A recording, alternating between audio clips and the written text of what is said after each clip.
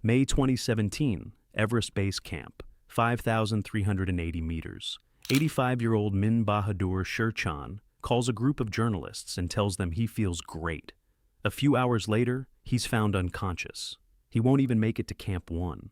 The former record holder, the oldest person to ever summit Everest, came back to reclaim the title that was taken from him. But who really sent an 85-year-old man up the mountain? His own willpower, or the commercial machine that valued the old man's record more than his life? In 1931, in the village of Bahurung Tatapani, tucked away among the hills of western Nepal, a boy named Min Bahadur Sherchan is born. The Mayagdi district is a land of poor mountain settlements, where formal education is a luxury, and the only way up leads through the army. In the late 1940s, young Sherchan leaves his village and enlists with the British Gurkhas, elite Nepalese soldiers known for their endurance and discipline. The army gives him skills, toughness, and a habit of physical hardship, but it doesn't give him what will later define his entire life. That comes in 1960, when the Nepalese government appoints the 29-year-old Sherchan as a liaison officer for a Swiss expedition to Dhaulagiri, the seventh highest peak in the world, at 8,167 meters. The expedition is led by Max Iselin with Kurt Diemberger and other seasoned climbers aiming for the first ever ascent of the mountain. On May 13, 1960, 6 team members reach the summit. Sherchan is not among them. He's not a climber, he's a coordinator. But he's the one tasked with finding the expedition's crashed cargo plane. With just one porter, no map, and no gear, he climbs back up to 5,700 meters along an ice route that professionals had barely managed to get through. The expedition leaders are stunned by his physical power and fearlessness. This man could have been a mountaineer, but the time hadn't come yet. The impression left by Dhaulagiri settles into Sherchan like a seed, one that will need more than 40 years to sprout. But instead of mountains, ordinary life awaits Sherchan. After his army service and the Dhaulagiri expedition, he returns to civilian pursuits. First, apple orchards in the foothills, then road and dam construction, and eventually, the hotel business in Kathmandu. Decades blend into a familiar rhythm. His family grows to 17 grandchildren and 6 great-grandchildren, and the daily grind of business pushes memories of icy slopes into the background. The mountains stay in the past for more than 40 years. Nothing hints at what will happen in 2003 when the 72-year-old Sherchan announces he intends to climb Everest. The decision seems absurd. He has no serious mountaineering experience, just a long-ago role as a liaison officer on Dhaulagiri. Doctors warn him directly. Above 3,000 meters, his health will be at risk. But Sherchan isn't the kind of person who stops because of someone else's forecast.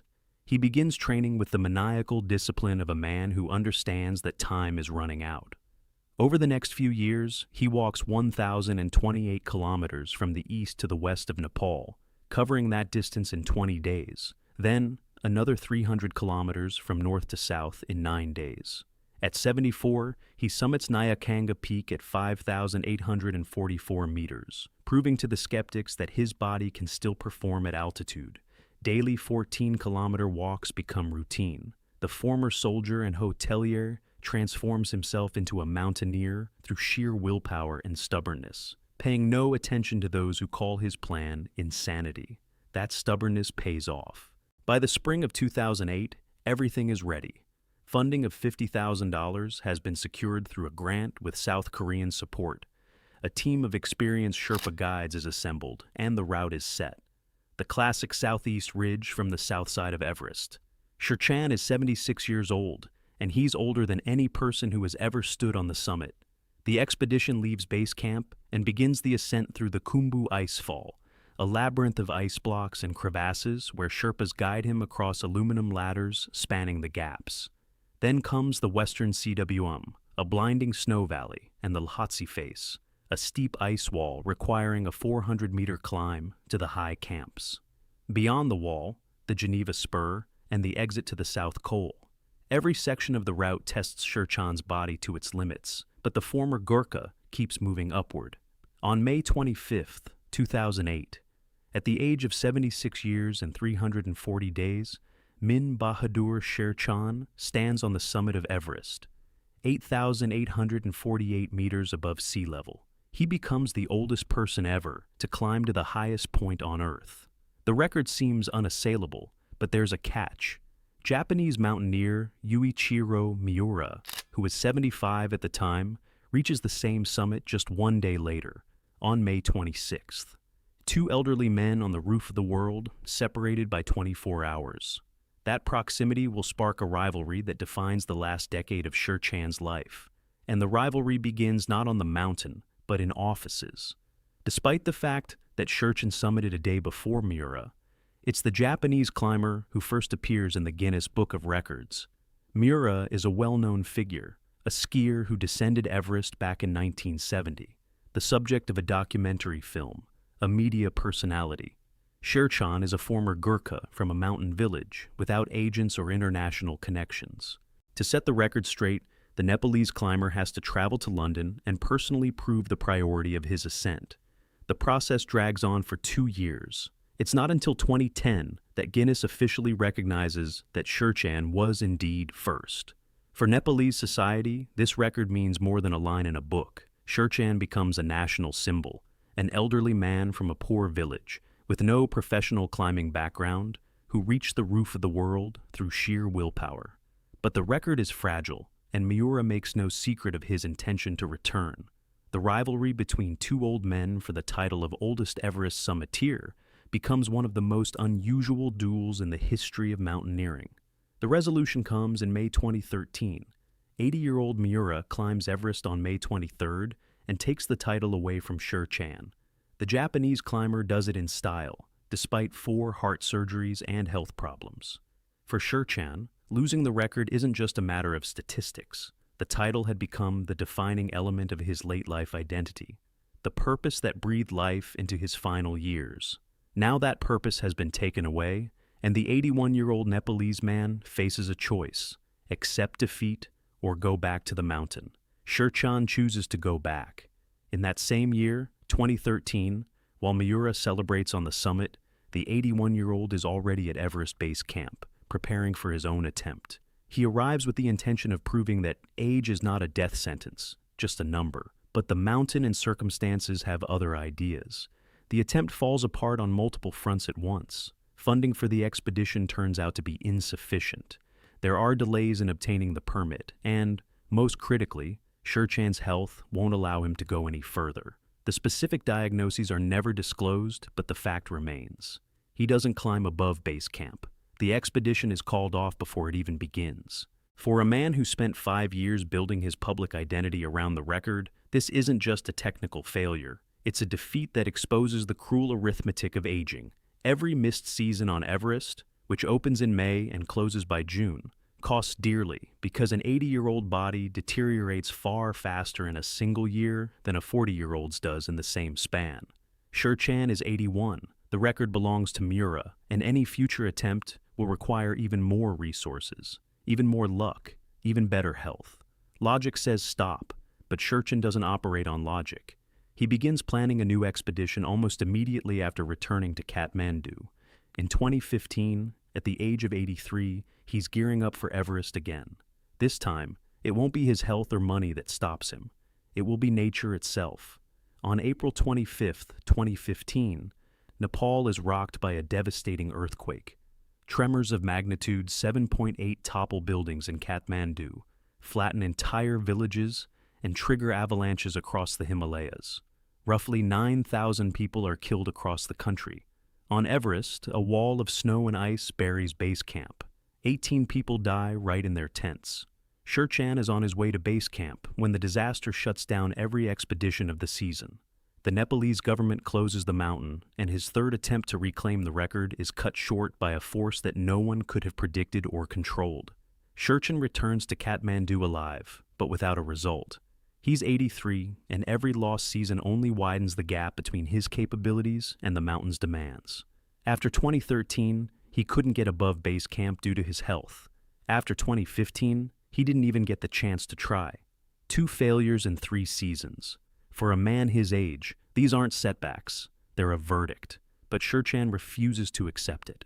Over the next 2 years, as Nepal's mountaineering industry rebuilds after the earthquake, he keeps training. Strict diet, daily walks through the hills around his home, physical exercise. A man well past 83 trains, as if he has his whole life ahead of him. By 2017, when Everest is fully open for expeditions again, Sherchan makes his announcement he's going to the mountain for the 4th time. This time, an entire infrastructure is built around the expedition. The logistics are handled by Summit Nepal Trekking, led by Managing Director Shivaraj Thapa. The campaign coordinator is Jeet Bahadur Garti Magar, who positions the climb not merely as a sporting achievement, but as a mission of global significance for world peace and the protection of Mother Earth. Nepalese diaspora organizations in the United Kingdom join in with fundraising and support. Sherchan eagerly embraces this rhetoric. He tells journalists that once he reclaims the record, people will listen to his peace campaign, and he'll travel to conflict zones, including Syria. Behind the noble words lies a straightforward commercial mechanism. The record of oldest Everest summiteer is a ready-made media product. Newspaper headlines, television features, sponsorship deals. For the operator organizing such an expedition, this isn't charity. It's a business with clear returns. And there's no law standing in the way of that business. Nepal has a minimum age requirement for climbers, 16 years old, but there's no upper limit. An operator has every right to sell an expedition to a client of any age, and the government doesn't intervene. By this point, China has already restricted access to Everest from the Tibetan side to people between 18 and 60. Nepal has no such barrier. For 85-year-old Sherchan, the door to Everest remains wide open, and those standing behind that door have every interest in seeing him walk through it. Before the expedition, Sherchan undergoes a medical checkup. In February 2017, a general practitioner in Aldershot, England, examines him and notes just one issue: partial hearing loss in one ear. The doctor finds no other abnormalities. This result becomes the formal basis for the expedition to go ahead. If the doctor found no contraindications, then he's cleared to climb. But a general practitioner's exam in a lowland town and the actual ability of an 85-year-old body to withstand high-altitude conditions are fundamentally different things. Altitude medicine operates by different rules, and a routine checkup simply cannot predict how the heart and lungs will behave at 5,500 meters. Sherchan's relatives understand this without needing doctors. His family openly opposes the expedition. They tell him point blank that he won't come back alive. His wife objects as well, but Sherchan responds to journalists with a phrase that will become his last public quote: "I may be old in age, but I have the courage of a young man. I'm not afraid of death." On April 1st, 2017, he sets out from Kathmandu with 6 guides and support staff. The team follows the standard route to Everest Base Camp at 5,380 meters. According to Summit Nepal Trekking, the journey goes smoothly. Sherchan feels fine, doesn't complain about his condition, and remains optimistic. Everything looks as though an 85-year-old man really can climb Everest. But Everest is already claiming lives that season. While Sherchan settles into base camp, Ueli Steck dies on the mountain, a 40-year-old Swiss climber considered one of the strongest alpinists in the world. If Everest can take a man in his prime, at the peak of his training, then what can it do to someone who's 85? Sherchan doesn't think about that, or doesn't want to. He arrives at base camp and settles in, waiting for a weather window to begin his ascent. His only stated fear is the stretch between base camp and Camp 1, the Khumbu Icefall, where you have to walk across aluminum ladders suspended over crevasses. Everything else doesn't bother him. On May 6, 2017, Sherchan calls the Himalayan Times directly from base camp. He sounds energetic and confident. "I'm fine and feeling very well to achieve my goal." That same day in the afternoon, he speaks on the phone with Shivaraj Thapa from Summit Nepal Trekking. The operator asks about his condition, and Sherchan replies briefly, "No problems." Those are his last documented words. That evening, around 5:14 p.m. local time, Sherchan is found unconscious in a toilet cabin at base camp. Medics from a nearby British Army expedition are called in. They examine him, but there's nothing left to be done. Min Bahadur Sherchan is dead. Doctors establish a preliminary cause: cardiac arrest brought on by high-altitude pulmonary edema. Fluid is found in Sherchan's lungs, a classic sign of altitude sickness. At first glance, this seems paradoxical. Base camp at 5,380 meters is considered a relatively safe zone, one that hundreds of climbers pass through every year without serious consequences. But those hundreds are significantly younger. For an 85-year-old body, even a safe altitude proves lethal. The heart and lungs, working at their limits under reduced pressure and oxygen deprivation, can't handle the load that a younger body absorbs without visible trouble. Shivaraj Thapa tells the press, "Everything was fine when we spoke to him in the afternoon. He said, 'No problems.'" The contrast between the words "no problems" and death just hours later defines the entire tragedy. Sherchan doesn't even make it to Camp 1. He dies without starting the climb, at the lowest point of the route, a place that even trekking tourists reach. On May 7th, his body is evacuated by helicopter to Kathmandu. Family, friends, and supporters gather at a community center. Buddhist monks recite prayers, sandalwood incense fills the air. Flowers and colorful ceremonial scarves are placed on his body. Then, cremation. Min Bahadur Sherchan becomes the 288th victim of Everest. He was 85, and he never climbed a single meter above the point where he was brought. Sherchan's death immediately ignites a debate that Nepal had been putting off for years. Aung Tshering Sherpa, president of the Nepal Mountaineering Association, issues a blunt statement.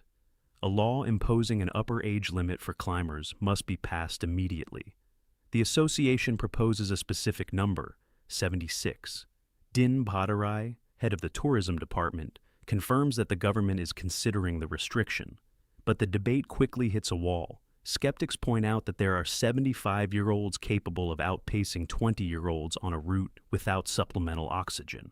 Age alone is an unreliable criterion. Some people at 80 are stronger than others at 60. Yet behind the formal argument over an age cap lies a far more uncomfortable question about the responsibility of commercial operators. Summit Nepal. Trekking organized the expedition of an 85-year-old man and handled the logistics without being required to assess his actual ability to survive at altitude. The operator sold a service to a client. The client paid for it, and the government issued a permit. At every link in that chain, someone could have said no, but nobody did. Sherchan was not the first victim of this logic. In 2011, 82-year-old Nepalese climber Shailendra Kumar Upadhyay died on Everest, also without climbing above base camp. No lessons were learned from that story, and Sherchan's expedition was a direct consequence of that inaction. And the inaction continues. The law imposing an upper age limit for climbers in Nepal has never been passed. The Mountaineering Association's proposal remains on paper, because behind it lies a conflict of interest that the government isn't ready to resolve. Nepal depends on revenue from climbing permits. It's one of the cornerstones of the mountain economy. 4 out of 5 residents in high-altitude regions are directly or indirectly tied to Himalayan tourism. Sherpas, porters, lodge owners, operators, gear sellers. Every Everest permit means thousands of dollars for the treasury and dozens of jobs along the chain. In this system, commercial operators sell not just expeditions, but media stories. The oldest person to summit Everest is a ready-made headline that attracts sponsors, journalists, and viewers. For an operator, a client like that isn't a liability. He's an asset. Sherchan fit this model perfectly. His personal ambition aligned with the commercial interests of those organizing the expedition. He wanted to go to the mountain. Nobody denies that. But the system that should have theoretically assessed the risks and stopped him if necessary was working in the opposite direction. It had every reason to want him to go. The story of Min Bahadur Sherchan isn't the story of an old man who didn't listen to his doctors. It's the story of how Everest's commercial machine turns human ambition into a commodity, and the absence of rules into a license for risk. On a mountain where every season brings records and casualties, money and dreams still outweigh common sense. On the 21st of May, 2016, 44-year-old Indian mountaineer Subhash stood on top of the world, 8,849 meters above sea level, Everest. A dream he had chased for years, one that had cost him every last rupee, driven him deep into debt, and taken him away from his family. He did it. He became the first person from Bankura, a small town in West Bengal, to summit the highest peak on the planet. The camera later recovered from his body recorded the time, 1:45 in the afternoon. But within hours, everything would fall apart. Subhash Paul would never come home. His is a story of a dream that cost a life, of people left to die at 8,000 meters, of betrayal and heroism, and of a mountain that does not forgive mistakes. To understand who Subhash Paul was and why he ended up on Everest, you need to know where he came from. Bankura is a small city in the Indian state of West Bengal. It is not a place you associate with mountaineering. There are no mountains here, no world-class climbing clubs. People make a living through simple, honest work, trade, crafts, hauling goods. Subhash Paul earned his keep driving a small pickup truck, carrying loads around the area. It was modest, grueling work that barely kept his family afloat. But inside this ordinary man lived a dream that seemed wildly out of proportion with his circumstances. Subhash wanted to climb Everest, not just hike up some hill, not just try his hand at trekking, no. He wanted to stand on the highest point on Earth. Where this dream came from is hard to say for certain. West Bengal, oddly enough, has a long and deep connection with mountaineering. Bengalis have always been among the most passionate mountain enthusiasts in India. Tenzing Norgay, one of the two people who first summited Everest in 1953, spent a significant part of his life in Darjeeling, a mountain town in northern West Bengal. That is where the famous Himalayan Mountaineering Institute, founded by Tenzing, is located. Many Bengalis train there. The mountains of Sikkim and Nepal are just next door, and climbing became something of a people's passion in Bengal. Subhash Paul was no exception. He fell in love with the mountains and began his journey in alpinism. Step by step, he gained experience. But the ultimate goal was always Everest. The problem was money. An Everest expedition costs a fortune. The permit from the Nepalese government, gear, base camp accommodations, hiring Sherpa guides, oxygen cylinders, logistics. For a pickup truck driver from a small town, these were astronomical sums, but Subhash refused to give up. He scraped together money wherever he could. He used his father's pension. He borrowed from friends and relatives. In the end, he racked up a debt of 28 lakhs of rupees, roughly $40,000, a staggering amount for an Indian family at his income level. 8 lakhs of that debt remained unpaid after his death, falling on the shoulders of his brother Pranab, who scraped by as a freelance electrician going door to door. Subhash made 3 attempts to climb Everest. The first 2 were cut short. For various reasons, the expeditions never reached the summit. Each failed attempt meant lost money, lost time, another blow to an already fragile financial situation. But Subhash kept going. The 3rd attempt came in 2016. For him, it was now or never. One more loan. One more goodbye to his family. One more shot. In 2016, Subhash Paul joined an expedition organized through the Nepalese operator Trekking Camp Nepal. The official expedition leader on paper was South Korean climber Chinchol Cha, but he had completed his own summit bid on May 15th and had never actually met the Indian members of the group on the mountain. Still, his name was on the paperwork, and he was the one who later filed the official report on what happened, a report based entirely on what the Sherpas told him. The Indian contingent consisted of 4 climbers, all from West Bengal, all working-class people, all united by a single dream. Subhash Paul, 44, a pickup driver from Bankura, Gautam Ghosh, 50, a police constable from Kolkata, an experienced mountaineer who had summited 13 peaks before Everest, Paresh Chandra Nath, 58, a tailor from a small town, a remarkable detail. Paresh had only one hand. He had lost the other in a firecracker explosion as a child, and yet, despite this disability, he took on the highest mountain in the world. He could barely make ends meet, living with his wife and young son. And the 4th member, Sunita Hazra, 42, a nurse, married, raising a son. She would become the only survivor of the 4. They were accompanied by 4 Sherpa guides, Bir Bahadur Gurung, also known as Bishnu, the lead Sherpa of the expedition, Mingma Tamang, Pasang Nuru, and Lakpa Sherpa. It would later become clear that the actions, or rather the inaction, of these guides played a central role in the tragedy. On May 17, 2016, the team began the final phase of their ascent from base camp. Ahead of them lay days of acclimatization and transitions through intermediate camps: Camp 1, Camp 2, Camp 3. The goal was Camp 4 on the South Col, at roughly 7,900 meters. From there, from the so-called death zone, the final push for the summit begins. By May 20th, all 4 climbers and their Sherpas had reached Camp 4. During the day on the 20th, they rested in their tents, tried to sleep, and prepared for the decisive push. Outside, the wind howled, and the temperature was dropping fast. The death zone is not a metaphor. At that altitude, the human body is literally dying. Every hour spent above 8,000 meters brings you closer to death. The body starts shutting down. The brain, the lungs, the muscles stop functioning properly. The only lifelines are supplemental oxygen from cylinders and getting through the route as fast as possible. Any delay up there means death. On the evening of May 20th at 7:30, the 4 Bengali climbers and their Sherpas left Camp 4 and began their summit push. Departing at 7:30 in the evening was not unusual in itself. Many expeditions start between 9 at night and midnight, but the group's pace turned out to be catastrophically slow.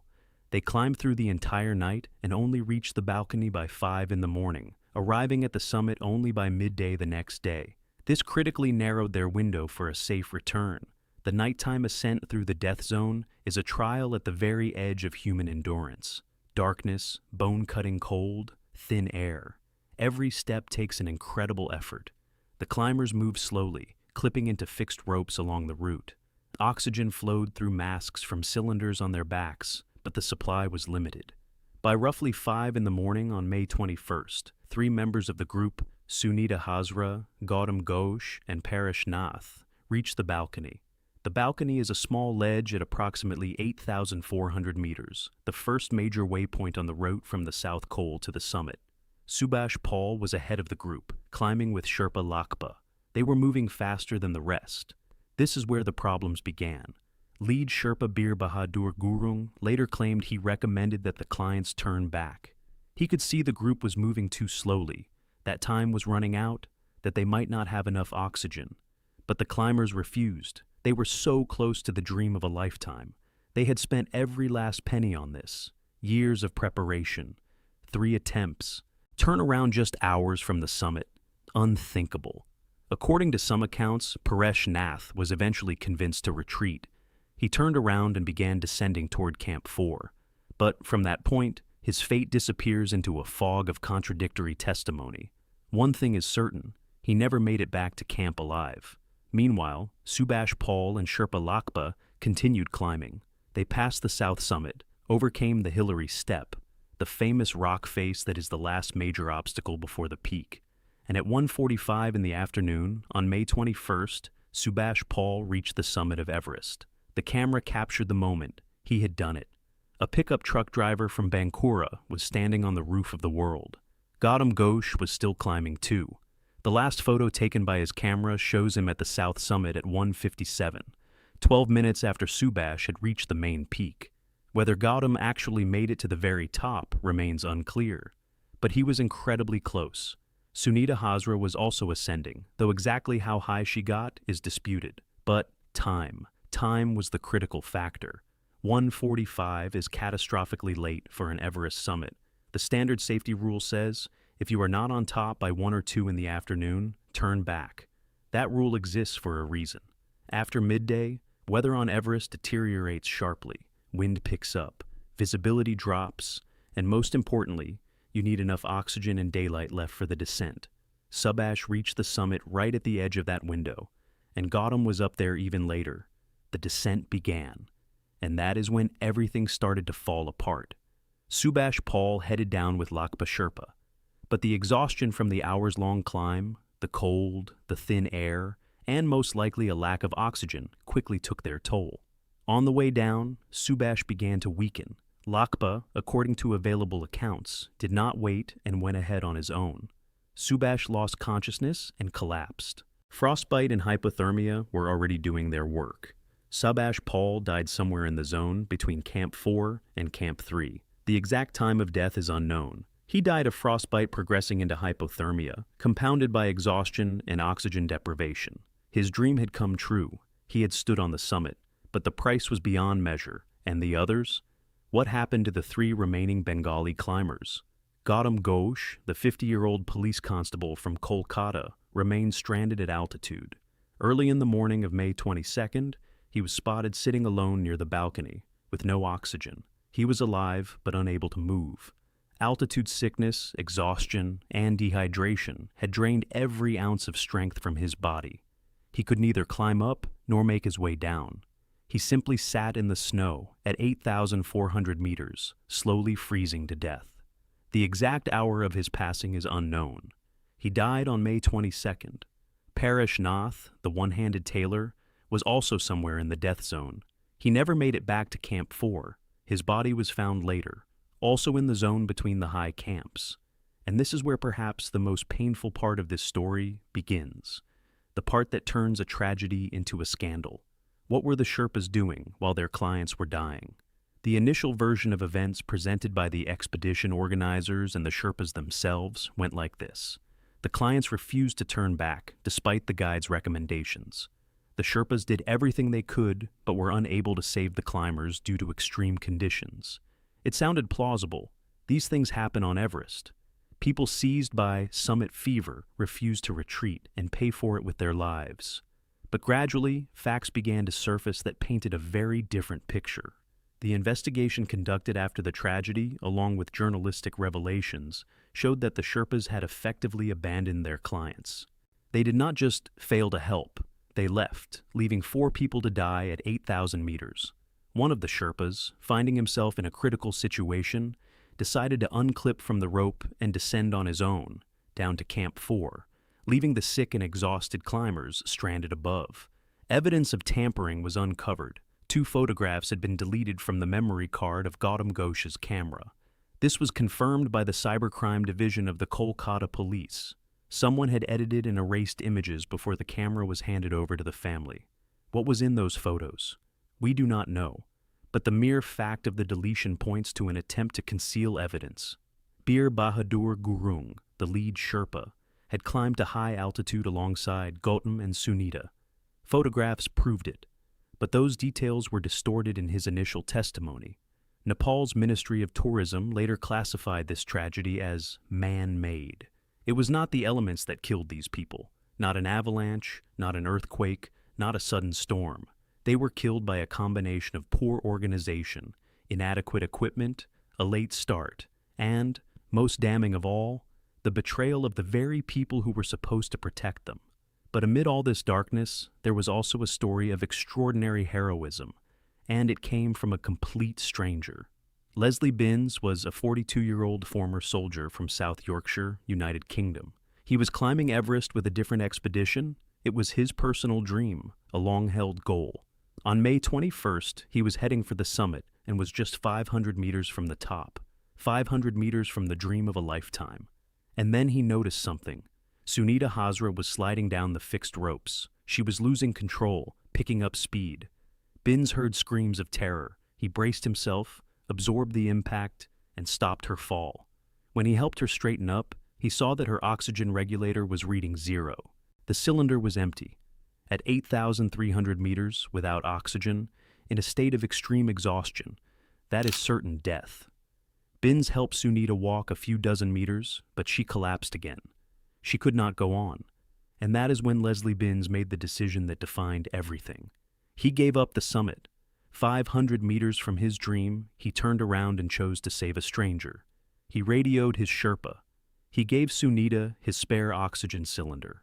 He began the descent, supporting her weight. In the tent, he gave her his sleeping bag. Together with his Sherpa, they tried to warm her, rubbing her body. Hypothermia had its grip locked tight.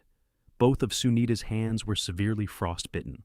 Leslie Binns almost certainly saved her life. The following day, Sunita was evacuated by helicopter from Camp 2 to Kathmandu, where she received medical treatment. She lost the tip of her little finger on her left hand to frostbite, but she survived, the only one of the 4 Bengali climbers to do so.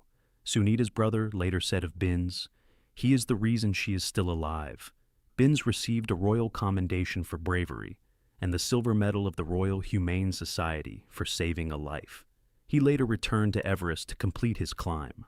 The contrast is staggering. The Sherpas who were paid to protect their clients left them to die.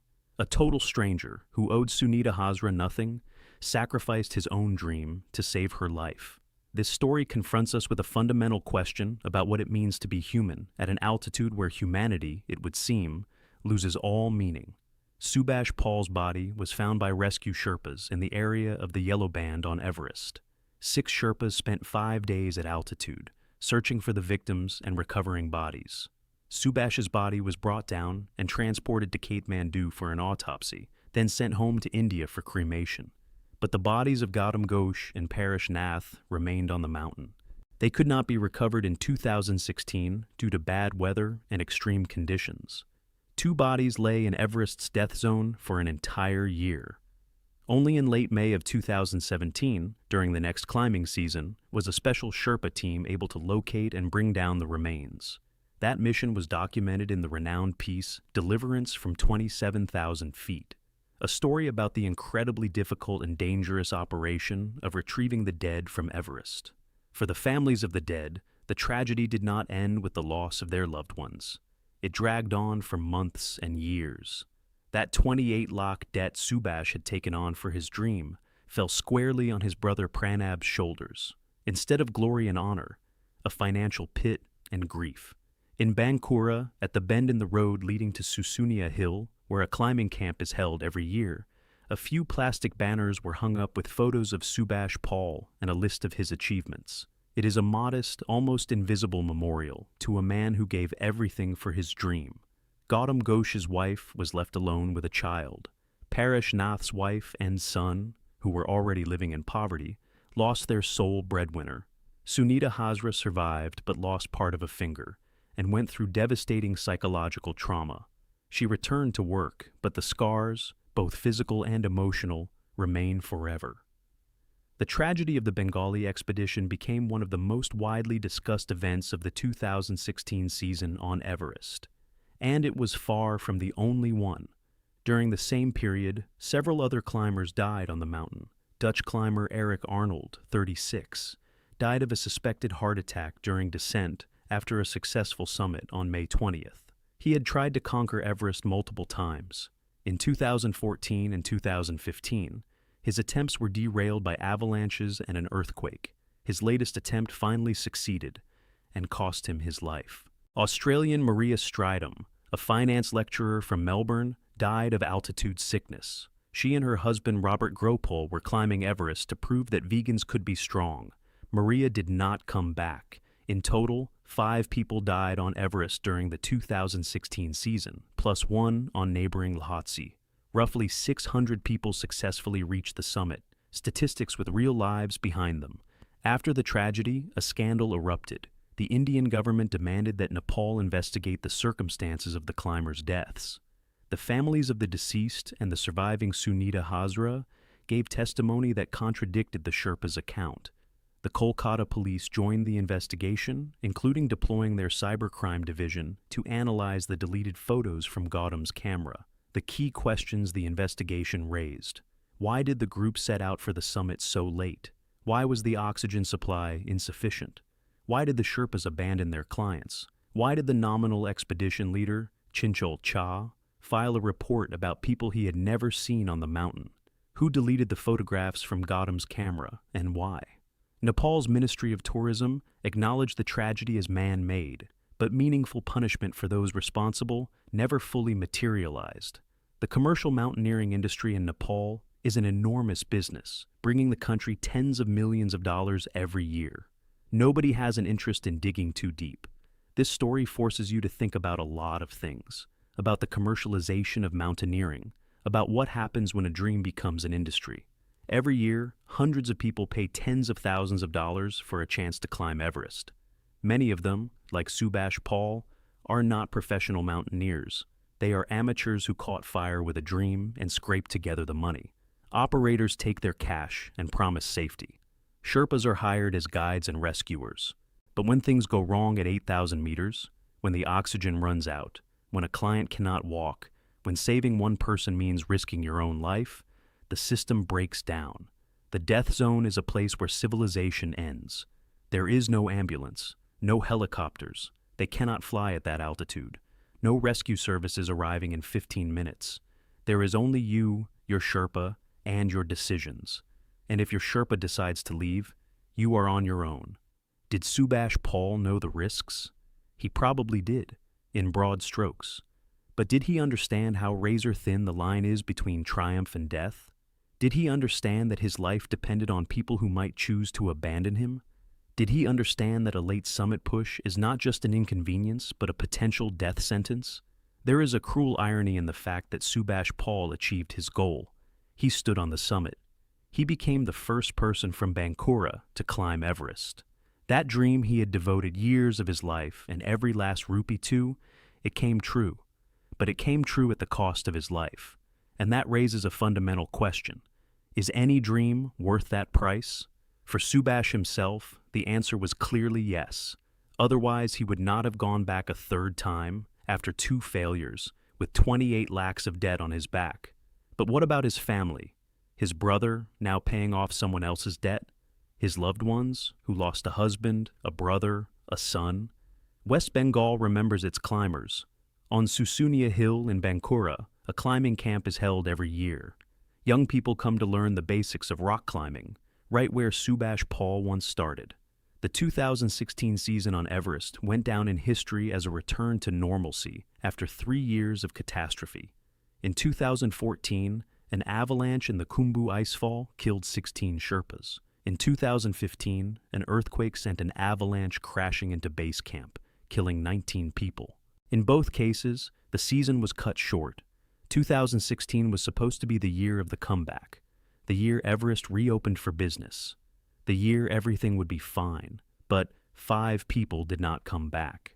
And the story of Subhash Paul and his companions showed that normalcy on Everest is a relative concept, that people keep dying on this mountain, and that the system designed to keep them safe does not always work. There is one more dimension to this tragedy that cannot be ignored, a social one. Subhash Paul, Gautam Ghosh, Paresh Nath, and Sunita Hazra were not wealthy tourists from developed countries. They were ordinary people from India, a driver, a constable, a tailor, a nurse. They could not afford elite operators with spotless reputations. They chose the cheaper option, fewer Sherpas, less oxygen, less attention. And when things went wrong, fewer chances of rescue. Subhash Paul dreamed of Everest. He worked for that dream. He went into debt for that dream. He tried 3 times, and on the 3rd, he succeeded. He stood on top of the world. On the 21st of May, 2016, at 1:45 in the afternoon, a pickup truck driver from the small Indian town of Bankura stood higher than every other person on the planet. That moment was captured by a camera that would later be removed from his body. A few hours later, Subhash Paul died on the slopes of Everest. He was 44 years old. 3 people died. 1 survived, thanks to a stranger from another country who sacrificed his own dream to save someone else's life. The Sherpas walked away. The organizers threw up their hands. Nepal acknowledged the tragedy as man-made, but those responsible never faced full accountability. Everest stands. It will stand for millions of years to come. Every season, new people will arrive with dreams and money. Some will return with photos and glory. Others will remain on the mountain forever. And somewhere, at the bend in the road to Susunia Hill in Bankura, Subhash Paul will smile from plastic banners. A man who reached his dream and did not survive it. May 20th, 2017, 1:28 in the afternoon. 27-year-old Ravi Kumar stands on the summit of Everest. The Indian flag in his hands flutters in wind, gusting at 60 kilometers per hour. He did it. A guy from the village of Milak Bhola Singh in the Moradabad district of Uttar Pradesh climbed to the roof of the world. Next to him is his Sherpa guide, Lakpa Wongya, who led him here along the southeast ridge. They don't linger on the summit for long. The weather is deteriorating, the hour is late, and their oxygen supply is down to a matter of hours. They need to descend. But Ravi Kumar will never descend. Within a few hours, his guide, blinded by snow and with frostbitten fingers, will be heading down alone, having left his client at 8,400 meters with an oxygen cylinder and a hope that rescuers will reach him in time. They won't. Ravi's body will be found 36 hours later, 200 meters below the balcony in a crevice deep within the death zone. He was 27 years old. He paid for his dream with everything he had, and the dream took everything he had left. To understand how Ravi Kumar ended up on the summit of Everest, you have to go back to Moradabad, an industrial city in western Uttar Pradesh known for its foundries and brassware, but not for its mountaineers. The village of Milak Bahola Singh, where Ravi grew up, is a typical rural settlement of northern India. Dusty roads, rice paddies, families where every generation follows the path of the one before. Mountaineering here isn't just rare, it's a concept from another world. Uttar Pradesh has no peaks higher than hills, no tradition of summit climbing, no clubs or training programs. A person from Moradabad deciding to conquer Everest is like someone from a Saharan village deciding to swim the English Channel. A beautiful dream, but with absolutely no infrastructure behind it. Ravi grew up in a family where the money covered everyday needs, but not extravagant ambitions. Where a young man from such a place got the idea of Everest, there's no definitive answer. Maybe from television, where Indian channels were increasingly running stories about successful ascents by fellow countrymen. Maybe from the internet, where amateur mountaineering forums discussed routes and price tags. Maybe from the spirit of the era itself, when Everest stopped being a symbol of the unattainable and became a goal you could buy. His brother Manoj would later tell reporters, it was his dream to raise our country's flag on the summit of Everest. A simple phrase, but behind it lie years of preparation, saving, and sacrifices the family preferred not to talk about. In India, the dream of a national flag on the summit is more than a personal ambition. It's a declaration of significance in a country of 1.5 billion people, where standing out from the crowd is nearly impossible. For a guy from a village, Everest wasn't just a mountain, it was a ticket to a different life. And yet, there's virtually no record of Ravi having any serious high-altitude experience, no ascents of 7,000ers, no extended expeditions in his background. That silence speaks volumes. A man was heading for the highest mountain on Earth with no public climbing history. India was going through a genuine Everest expedition boom in those years. If only a handful of Indian climbers reached the summit in the 90s, by the 2010s, their numbers ran into the dozens every year. The reason was simple. Everest had become more accessible. Not physically, the mountain hadn't changed, but commercially. Nepalese operators had built an expedition assembly line, offering packages ranging from $25,000 to $65,000. At the low end of that scale were companies that cut corners everywhere, fewer Sherpas per client, less experienced guides, minimal backup oxygen, abbreviated acclimatization. For young Indians from modest families, this was the only route to the top. Scraping together $25,000 was already a feat. $65,000 was beyond the realm of possibility. Ravi Kumar chose Arun Treks and Expedition, a Nepalese operator run by Chowang Sherpa. It wasn't the most expensive or the most reputable company. In the world of Himalayan mountaineering, there's an unspoken hierarchy.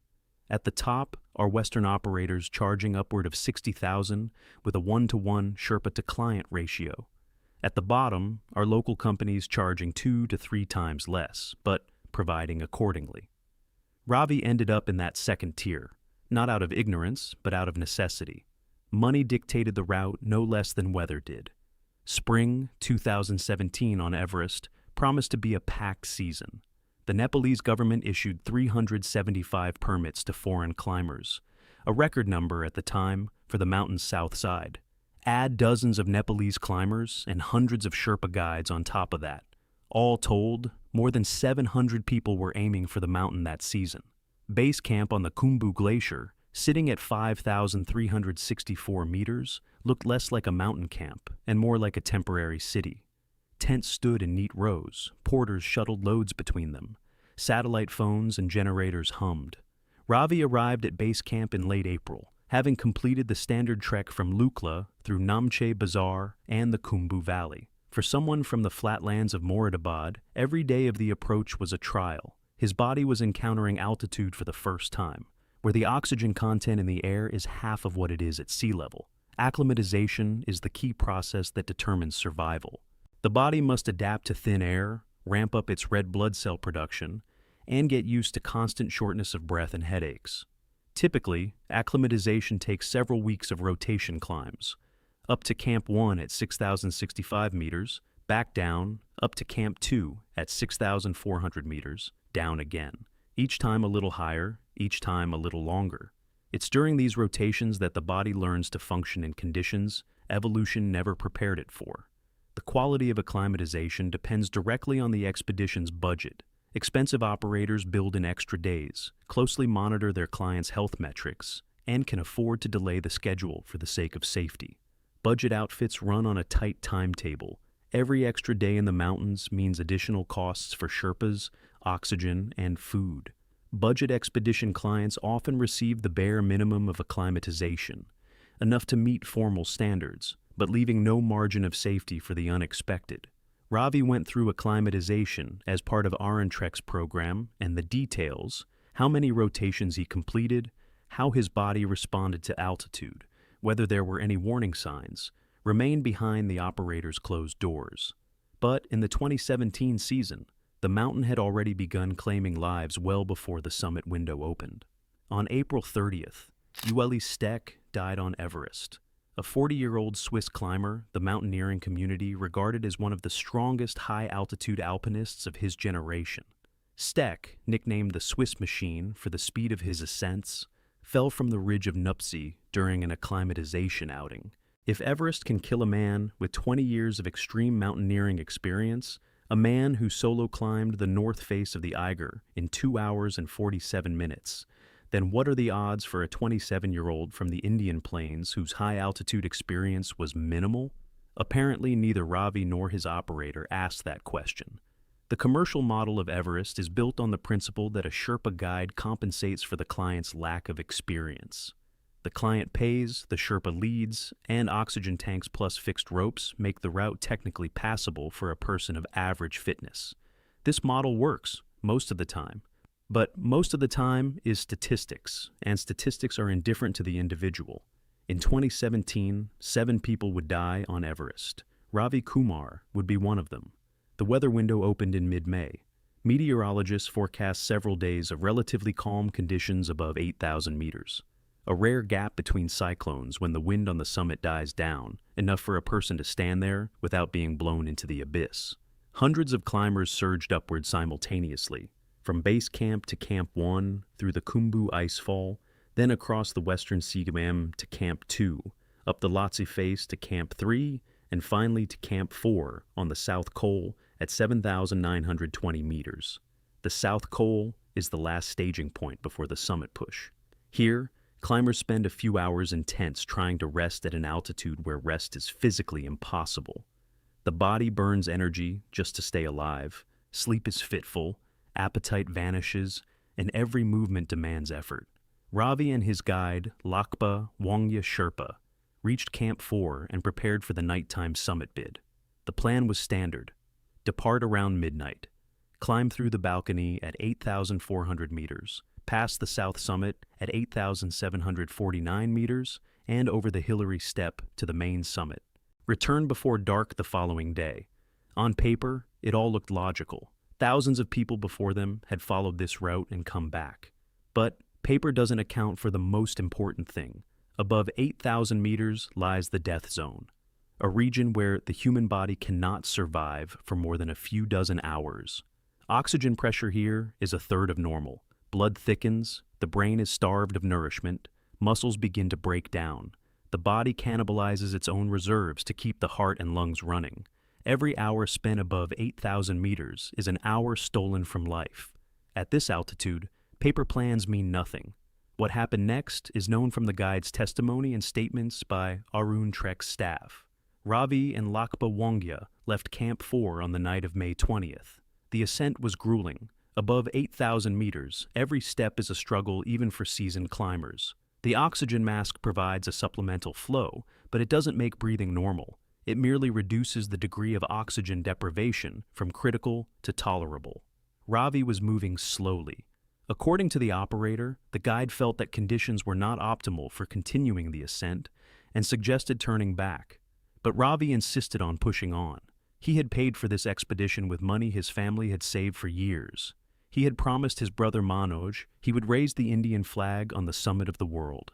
He couldn't go back empty-handed, not because the mountain wouldn't let him, but because psychologically, turning around would mean the collapse of everything he had come to Nepal for. This is one of the deadliest traps in commercial mountaineering. A client who has invested every last rupee in an expedition is psychologically incapable of deciding to turn back. For him, retreat isn't a tactic, it's total defeat, and Ravi Kumar kept climbing. This moment, when a person decides to press on despite the guide's warning, repeats on Everest year after year. In 1996, clients on the commercial expeditions of Rob Hall and Scott Fisher refused to turn around in exactly the same way, leading to the deaths of 8 people in a single night.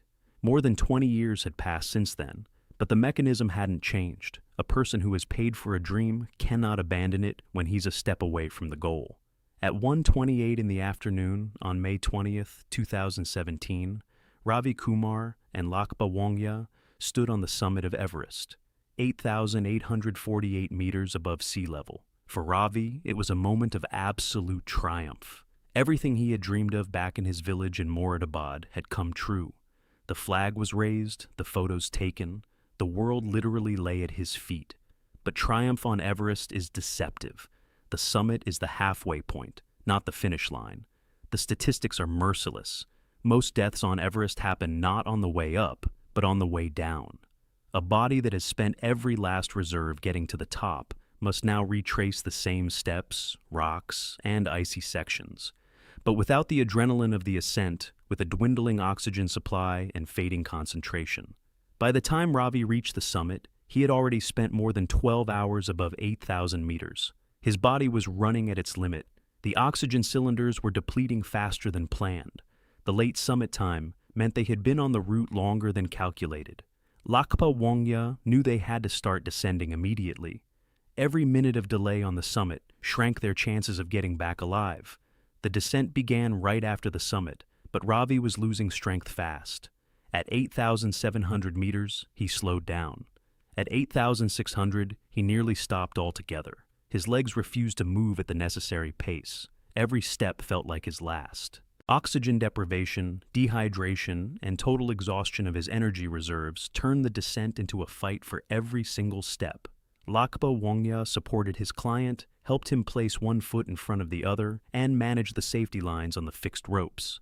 But the Sherpa himself was running on fumes. Hours spent at extreme altitude spare no one, not even Sherpas who are genetically adapted to high elevations. By 8 in the evening, nearly 7 hours after leaving the summit, the pair reached the balcony, a ledge at roughly 8,400 meters that serves as a waypoint between the summit and Camp 4. Here, Ravi gave out completely. He could not walk. He could not stand. He sat down, and he could not get back up. Lakpa Wongya was faced with a choice that at this altitude has no right answer. Stay with his client and die together, or descend for help and leave him alone. The Sherpa chose the latter. He left Ravi an extra oxygen cylinder, made sure the mask was secured, and began descending to Camp 4, alone, with frostbitten hands, snow blindness, and the very last of his strength. Lakpa Wongya reached Camp 4 in critical condition. Frostbite and snow blindness had left him nearly incapacitated. He himself needed help. But before allowing himself to collapse, he reported the situation. The client was still on the balcony and needed immediate assistance. A rescue operation at 8,400 meters, at night, in the death zone, is a mission that requires a fresh team willing to risk their own lives. But there were no fresh people on the South Col. Everyone at Camp 4 had either just returned from the summit themselves or was preparing for their own attempt. Sending exhausted climbers back up into the darkness, to an altitude where every motionless hour diminishes the chances of survival, was a death sentence for both the rescuers and the rescued. A night on the balcony at minus 35 degrees with wind. That's a matter of hours before death, even for a healthy person with oxygen. For an exhausted Ravi who could no longer move, it was even less. No rescuers went out that night. Perhaps they couldn't. Perhaps it was already too late. The death zone doesn't allow for mistakes and doesn't grant second chances. At that altitude, even the most heroic intentions shatter against physics. The human body simply doesn't function normally at a third of atmospheric pressure. Rescue helicopters can theoretically climb higher than Camp 2, but in practice, such operations at night, in wind, at 8,400 meters are beyond the limits of what even the best pilots can do. Everything above the South Pole is territory where help can only arrive on human legs, and at that altitude, those legs can barely carry their own owner.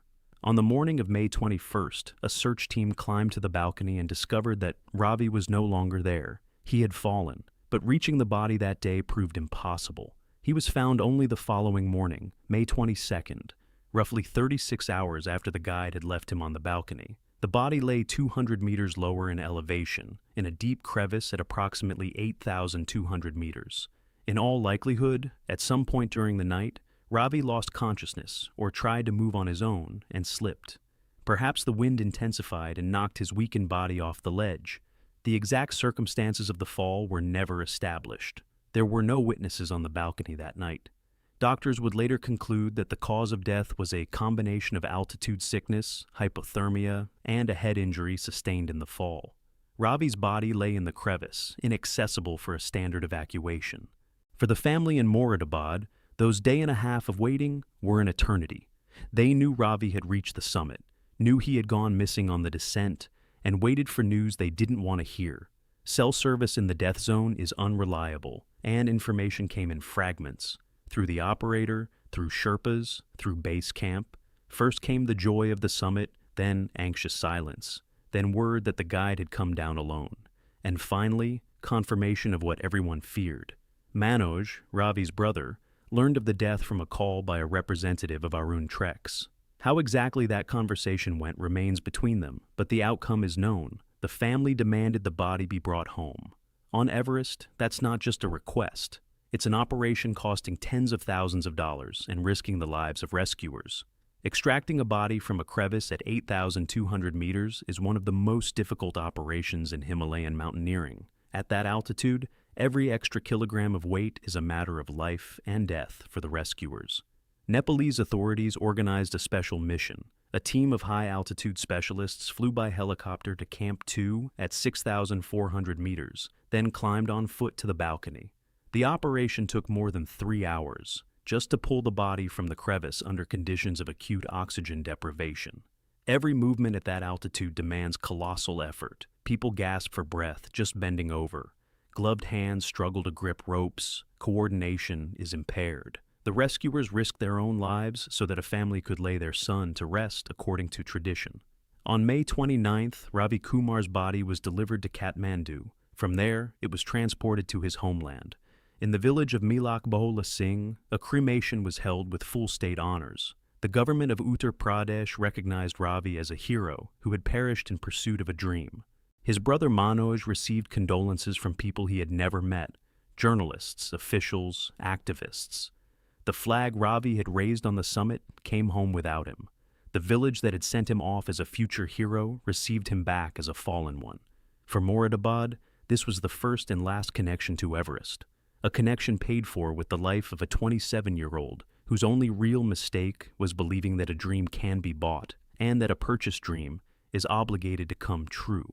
But behind the honors and the state flags lay a story that's more convenient left untold. Ravi Kumar didn't die because the mountain was unpredictable. He died because the commercial system that delivered him to the summit was never designed to bring him back. Let's break down that system.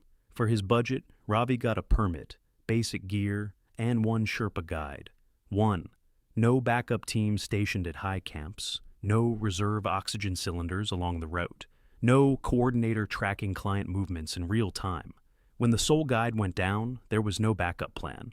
No one to relieve the Sherpa. No one to organize an immediate evacuation.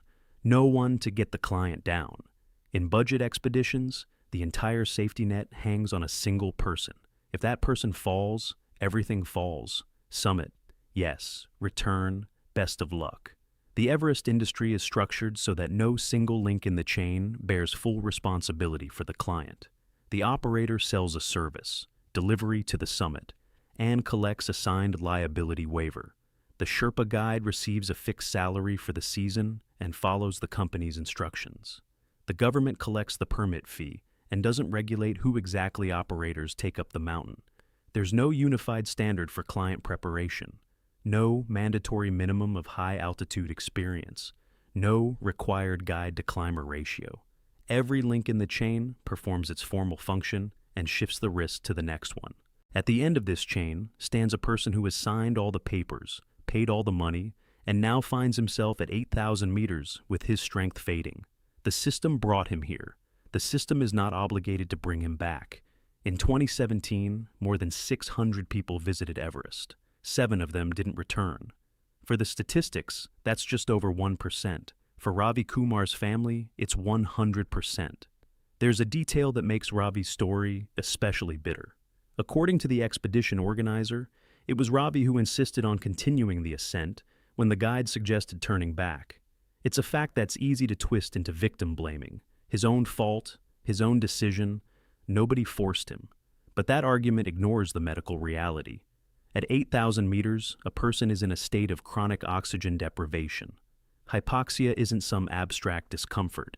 It objectively destroys the ability to make decisions. Research in high-altitude medicine shows that at extreme elevations, critical thinking deteriorates, giving way to euphoria and a false sense of confidence. A person genuinely believes he can handle it. At the very moment his brain is operating at 60% of capacity. He doesn't assess risk because he is physiologically incapable of assessing it. And at that moment, the responsibility for the go or no-go decision falls on the person beside him, the guide. But a guide in a budget expedition is a hired worker with vague authority. Can he physically stop a client who's pushing for the top? Should he? The contract doesn't specify. In premium expeditions, the guide has the right to turn a client around without discussion. It's written into the agreement. In budget ones, the client formally makes the decision himself. A person with a hypoxic brain is making a decision about his own life. This inverted logic kills more people on Everest than avalanches do. Analysts have observed that the majority of Everest fatalities in recent years come from expeditions with below-average budgets. The pattern repeats season after season. The cheaper the expedition, the higher the likelihood the client won't come back. Ravi Kumar became part of this pattern long before anyone began to systematize it. After Ravi Kumar's death, there was no investigation and no reforms. His name entered the season statistics and dissolved into the news cycle. Aran treks and expedition continued operating. The Nepalese government kept increasing the number of permits. By 2023, they would issue 478, an all-time record. The permit fee remained unchanged until 2024, when it was finally raised to $15,000. But even that increase didn't change the fundamental problem. The barrier to entry on Everest is still financial, not based on qualifications. Nepal never introduced a mandatory requirement for prior high-altitude experience. Anyone with the money for a permit and an operator can join the queue for the summit, regardless of whether they have ever climbed above 3,000 meters. In 2019, a photograph of the queue at the Hillary Step, hundreds of people standing in a traffic jam at 8,700 meters, went viral worldwide and became a symbol of what Everest had become.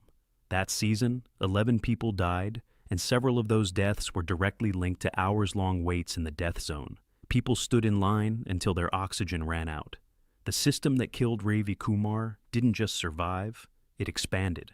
Dead clients don't file complaints, and the living ones leave glowing reviews. In the village of Milak Bhola Singh, Ravi Kumar remained a hero. His portrait probably hangs on the wall of the family home. A young man with a broad smile who did something no one from that village had ever done. He truly stood on the roof of the world. He truly raised the flag of India at 8,848 meters. But he also became an illustration of the question the mountaineering community asks itself with every new season and never finds an answer to. Where is the line between a dream and recklessness, between a commercial service and responsibility for another person's life? Everest is no longer a mountain for the chosen few. It's a business where dreams are sold at list price, and the cost of a mistake is paid not in money, but in life. Ravi Kumar paid both prices, the financial one, when he bought the expedition, and the final one, when he was left on the balcony with an oxygen cylinder and a promise of rescuers who never came. He was 27 years old, and his entire life fit into the space between a dream born in a dusty village and a crevice at 8,200 meters where that dream came to an end. On the 23rd of May, 2019, Indian mountaineer Kalpana Dash stood on the top of the world. She had reached the summit of Everest for the second time in her life.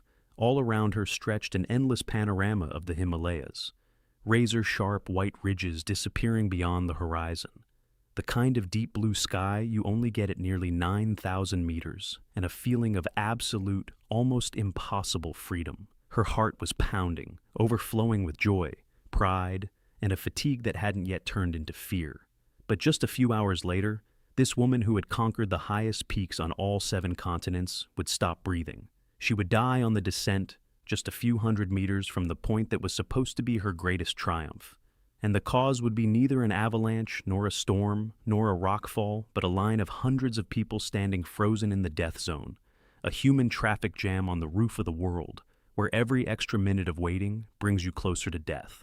To understand how Kalpana Dash ended up at that altitude and why she couldn't turn back, we need to go back half a century, to a small town in the heart of tropical India.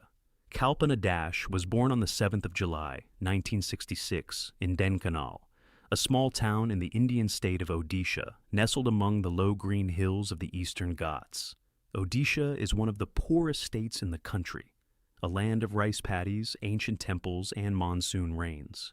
Dhenkanal is a typical district center, dusty streets, bazaars, the Mahalakshmi temple, where locals gather on holidays, and Kapilus Hill on the outskirts, a sacred site where pilgrims climb a long stone staircase.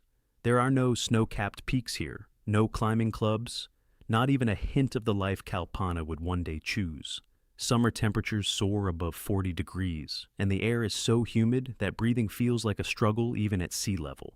Her parents, Gunanidhi Dash and Sailabala Dash, were ordinary people. Her father worked, her mother ran the household. The family wasn't wealthy, but they weren't poor either. A typical Indian middle-class family in a provincial town. Kalpana grew up in an environment where girls were expected to study hard, marry well, and lead a quiet, respectable life. Mountaineering? That was something from another world entirely, from magazines about faraway places, from stories about people whose lives had nothing in common with everyday Dhenkanal. But something in little Kalpana was wired differently. She loved movement. She loved pushing limits. She loved proving, first and foremost to herself, that she could do more than anyone expected. As a child, she ran across the hills around town, scrambled up trees, and her energy was always searching for an outlet. Kapilus Hill, towering over Dhenkanal, had drawn her since she was young. This modest peak, only about 470 meters, with its long staircase of 1,352 steps, would become Kalpana's first mountain and her ultimate training ground. But before that, she had a completely different life to live. Kalpana was educated in her hometown. In 1983, at 17, she graduated from Balarampur School, one of the oldest schools in Dhenkanal. She then enrolled at Dhenkanal Women's College, where she studied the humanities. Academics came easily to her, but they didn't bring real fulfillment. Kalpana felt she was made for something else, though she couldn't yet put her finger on what. After college, she made a decision that seemed logical and respectable. She enrolled in Dhenkanal Law College. In 1991, Kalpana earned her law degree and became a practicing attorney. She was 25. The next 10 years of her life were devoted to legal practice. She argued cases in local courts, advised clients, navigated the paragraphs of Indian law.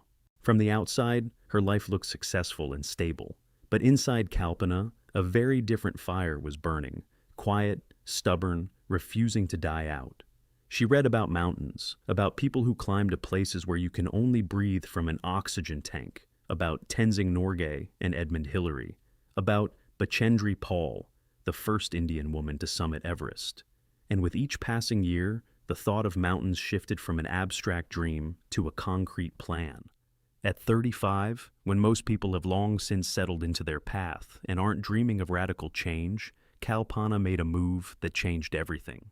She enrolled at the Himalayan Mountaineering Institute in Darjeeling. That was in 2001.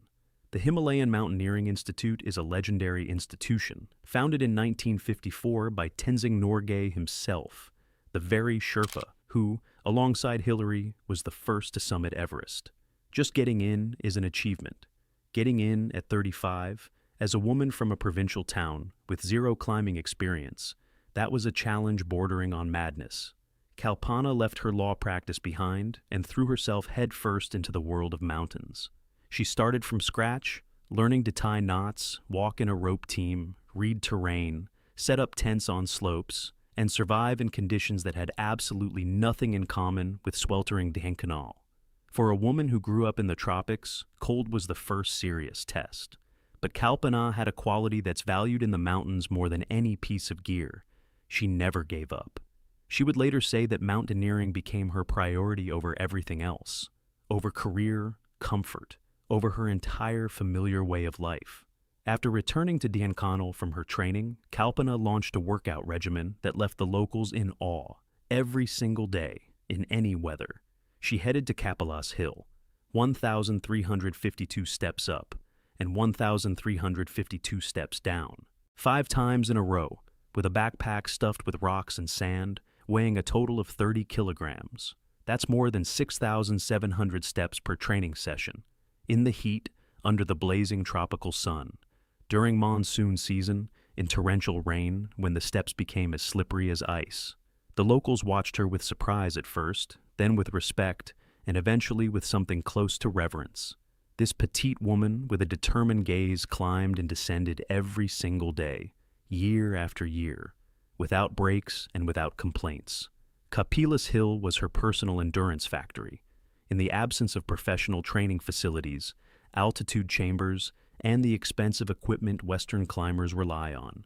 Beyond the Kapilus steps, she ran in the mornings, practiced yoga for breathing and flexibility, and strengthened her legs with weighted squats.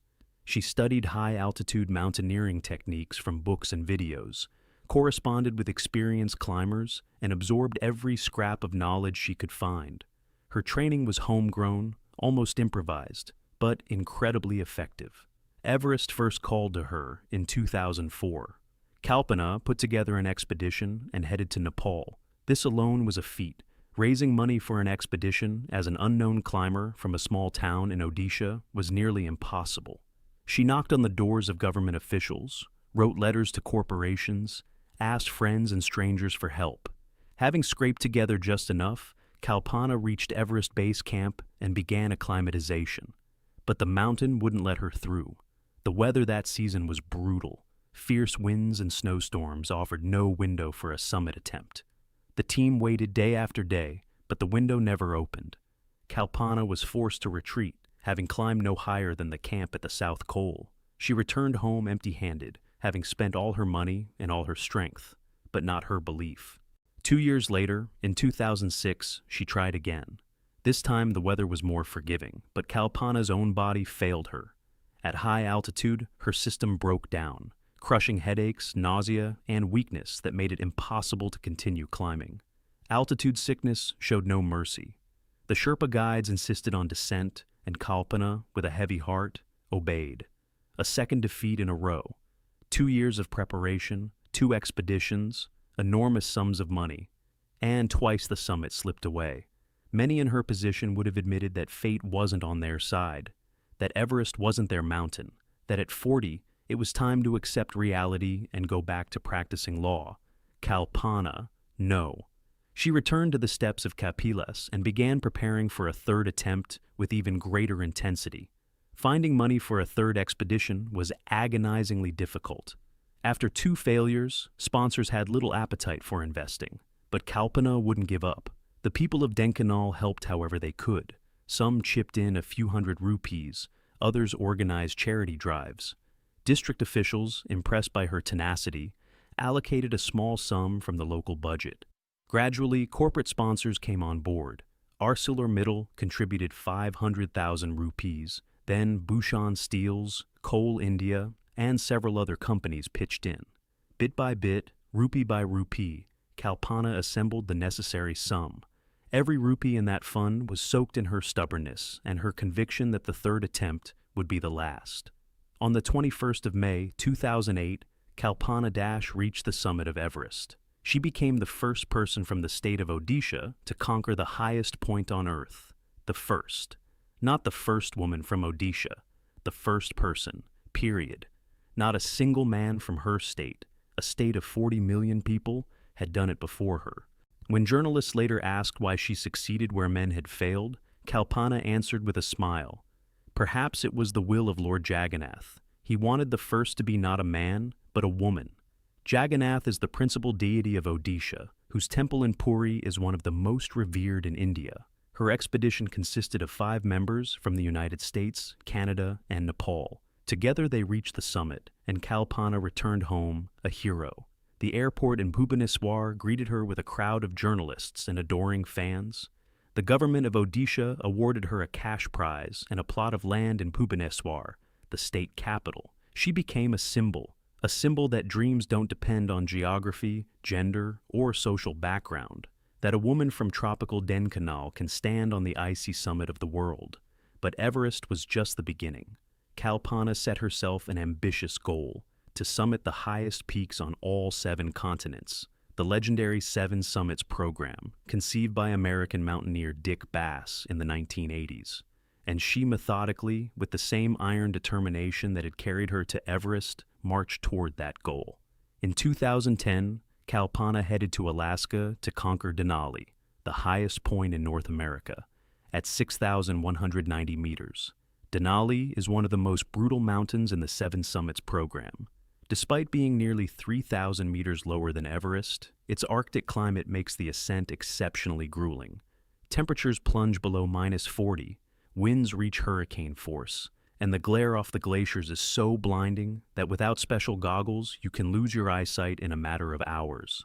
Kalpana pulled through. She summited Denali and came back down, exhausted, frostbitten, but victorious.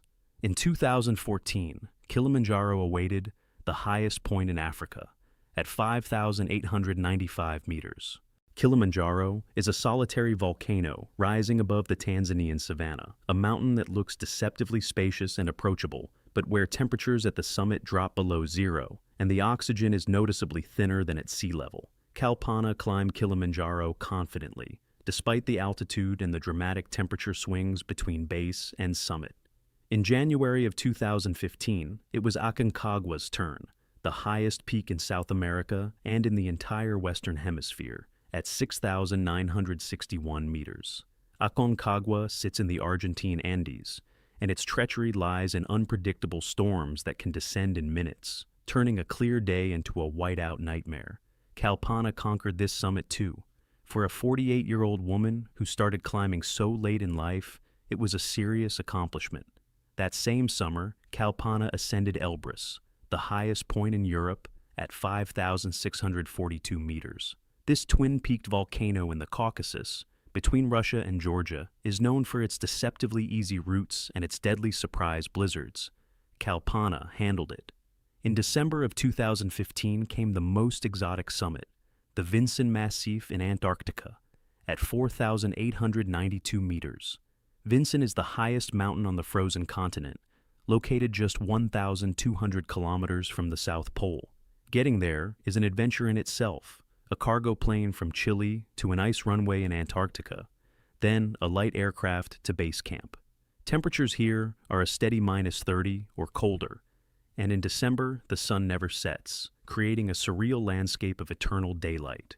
Kalpana climbed Vinson and descended, another check on the list, another continent conquered, and in November of 2016, Kalpana completed the 7 Summits program by climbing Karsten's Pyramid, the highest point in Oceania, at 4,884 meters.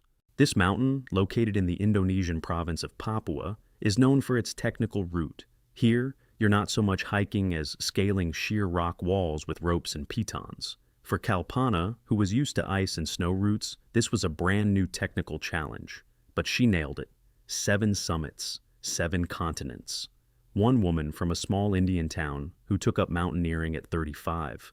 Kalpana Dash went down in history as one of the few Indian women to complete the 7 Summits program, and the only one from the state of Odisha, but it wasn't enough. Mountains had become more than a passion. They had become her reason for existing, the only language through which Kalpana could fully express herself. She began conquering volcanic peaks. Ojos del Salado in Chile, the highest volcano in the world at 6,893 meters. Damavand in Iran, 5,610 meters, the highest point in the Middle East. Pico de Orizaba in Mexico, 5,636 meters, the third highest peak in North America. Kalpana never stopped for a second, as if she feared that if she did, the magic would vanish and she'd become just a lawyer from Denkanal again. And she loved her homeland fiercely. On one of the summits, Kalpana posed wearing a traditional Sambalpuri sari, a famous hand-woven fabric that Odisha is known for. It wasn't just a beautiful gesture, it was a statement. She wanted to show the world her culture, her roots, her state that few outside India had even heard of. She wasn't just a mountaineer, she was an ambassador for her homeland on the summits of the world, living proof that greatness isn't determined by your zip code. And then came 2019. Kalpana was 52 years old. She decided to return to Everest. Why? She'd already been there. She'd already proven everything there was to prove. She'd already conquered all 7 summits. But Kalpana had a mission that went beyond personal ambition. She joined an international women's expedition called 3 Women, alongside Nepali climber Kanchi Maya Tamang and Chinese mountaineer Liamu Ma. Their goal sounded beautiful and inspiring, promoting peace, friendship among nations, and women's rights in Asia and around the world. 3 women from 3 Asian countries on one summit, a symbol of unity, strength, and equality. The expedition was organized by the Nepali company Dreamers Destination Treks. In early April 2019, the team arrived in Nepal. Weeks of acclimatization at base camp awaited, at an altitude of 5,364 meters. Kalpana was active on social media, sharing photos from the trek, talking about her preparation. She radiated the optimism and energy that had always been so characteristic of her. On Mother's Day, which Nepal celebrates in spring, Kalpana posted a photo of her mother, Saila Bala, with a caption in Odia, "Bu Asichi Everest." Mom, I made it to Everest. This post, full of tenderness and childlike pride, would become one of the last she ever made. The spring of 2019 on Everest was a special season, and not in a good way. It would go down in mountaineering history as one of the most controversial and tragic. The Nepali government issued 381 climbing permits, an all-time record for the mountain. Each permit cost $11,000, bringing over $4 million into Nepal's treasury. Add to that number the Sherpa guides, 1 or 2 per client, and the total number of people on the mountain exceeded 700. Everest, once the domain of the elite, the world's strongest climbers, had turned into a commercial attraction with a queue to the summit. On top of that, the weather window, the period when winds die down and the jet stream retreats from the summit, allowing climbers to go up, turned out to be extremely narrow. For most of May, storms raged. Winds at the summit hit 150 kilometers per hour. An expedition sat in their camps waiting for a break. And when the weather finally cleared on the 22nd of May, more than 200 people rushed for the summit all at once, all of them on the same route, all of them clipped to the same fixed rope, all of them in the death zone. Picture this. Above 8,000 meters lies the so-called death zone. Oxygen levels here are just 1/3 of what's available at sea level. At this altitude, the human body begins to die, slowly but relentlessly. Brain cells perish from hypoxia, muscles lose their power, judgment grows foggy, coordination breaks down. Every minute spent at this height is a minute the body steals from itself. The oxygen supply in canisters is limited, and consumption spikes with physical exertion and, critically, while waiting in the cold. And it's in this death zone that a queue forms.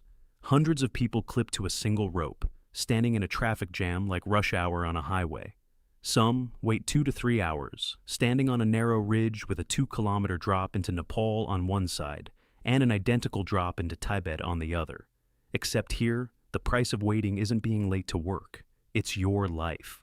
Kalpana and her team launched their final summit push from Camp 4 on the South Col, a platform at roughly 7,900 meters, from which climbers traditionally set out for the summit during the night. They were led by experienced Sherpas, Gelbu Sherpa and Pembachiri Sherpa, men for whom Everest was a workplace. Assisting them was the legendary Bahadur Sherchan, holder of 6 Guinness World Records, a man who had summited Everest 18 times, who held the record for the fastest ascent from base camp to summit, 8 hours and 10 minutes. You'd think a better support team couldn't exist. If anyone could guide Kalpana to the top and back, it was these men. The team left camp in the dead of night and began climbing the southeast ridge. In the darkness, by the light of their headlamps, they moved slowly upward, but already on the approach to the balcony, a platform at roughly 8,400 meters, it became clear this would be a tough day. Ahead of them stretched a long chain of lights snaking upward. The queue had already begun to form. The Sherpas were worried, but Kalpana insisted on pressing forward. On the 23rd of May, at 12:55 Nepal time, Kalpana Dash reached the summit of Everest, for the second time in her life. Beside her stood Kanchi Maya Tamang and Liamu Ma, 3 women from 3 countries. On the roof of the world, mission accomplished. They embraced, unfurled their national flags, and took photographs. Kalpana was smiling, tired but happy, just like 11 years ago when she first stood in that very spot. But the summit is only halfway. Mountaineers have a saying, getting to the top is the optional part. The mandatory part is getting back down alive. Most deaths on Everest happen during the descent, when the body is drained from the climb, the oxygen supply is running low, and hours of grueling downhill travel still lie ahead. The team began their descent, and almost immediately it became clear something was wrong with Kalpana. She complained of severe shortness of breath and sharp pain in her legs. Every step was an enormous struggle. The Sherpas supported her from both sides, essentially guiding her by the arms. They swapped out her oxygen canisters, gave her hot drinks, and tried to speed up the pace. But above 8,000 meters, the body shuts down faster than help can be administered. Cold, hypoxia, and physical exhaustion, 3 killers working in tandem, against which medicine is powerless without immediate evacuation to lower altitude. And evacuation at that height is impossible. Helicopters don't fly above 7,000 meters. The only way out is down on your own 2 feet. The team had covered only 800 to 900 meters from the summit when they reached the balcony. From here, a dizzying view opens onto the south face of Lhotse, the 4th highest mountain in the world. This is where Kalpana stopped. Her breathing became ragged and labored. Her legs could no longer support her. She sank onto the snow. Sherpa Gelbu would later tell journalists, "We kept asking her again and again to give up the summit bid when she couldn't move past the balcony, but she insisted." That was still on the way up. Kalpana had already been struggling badly.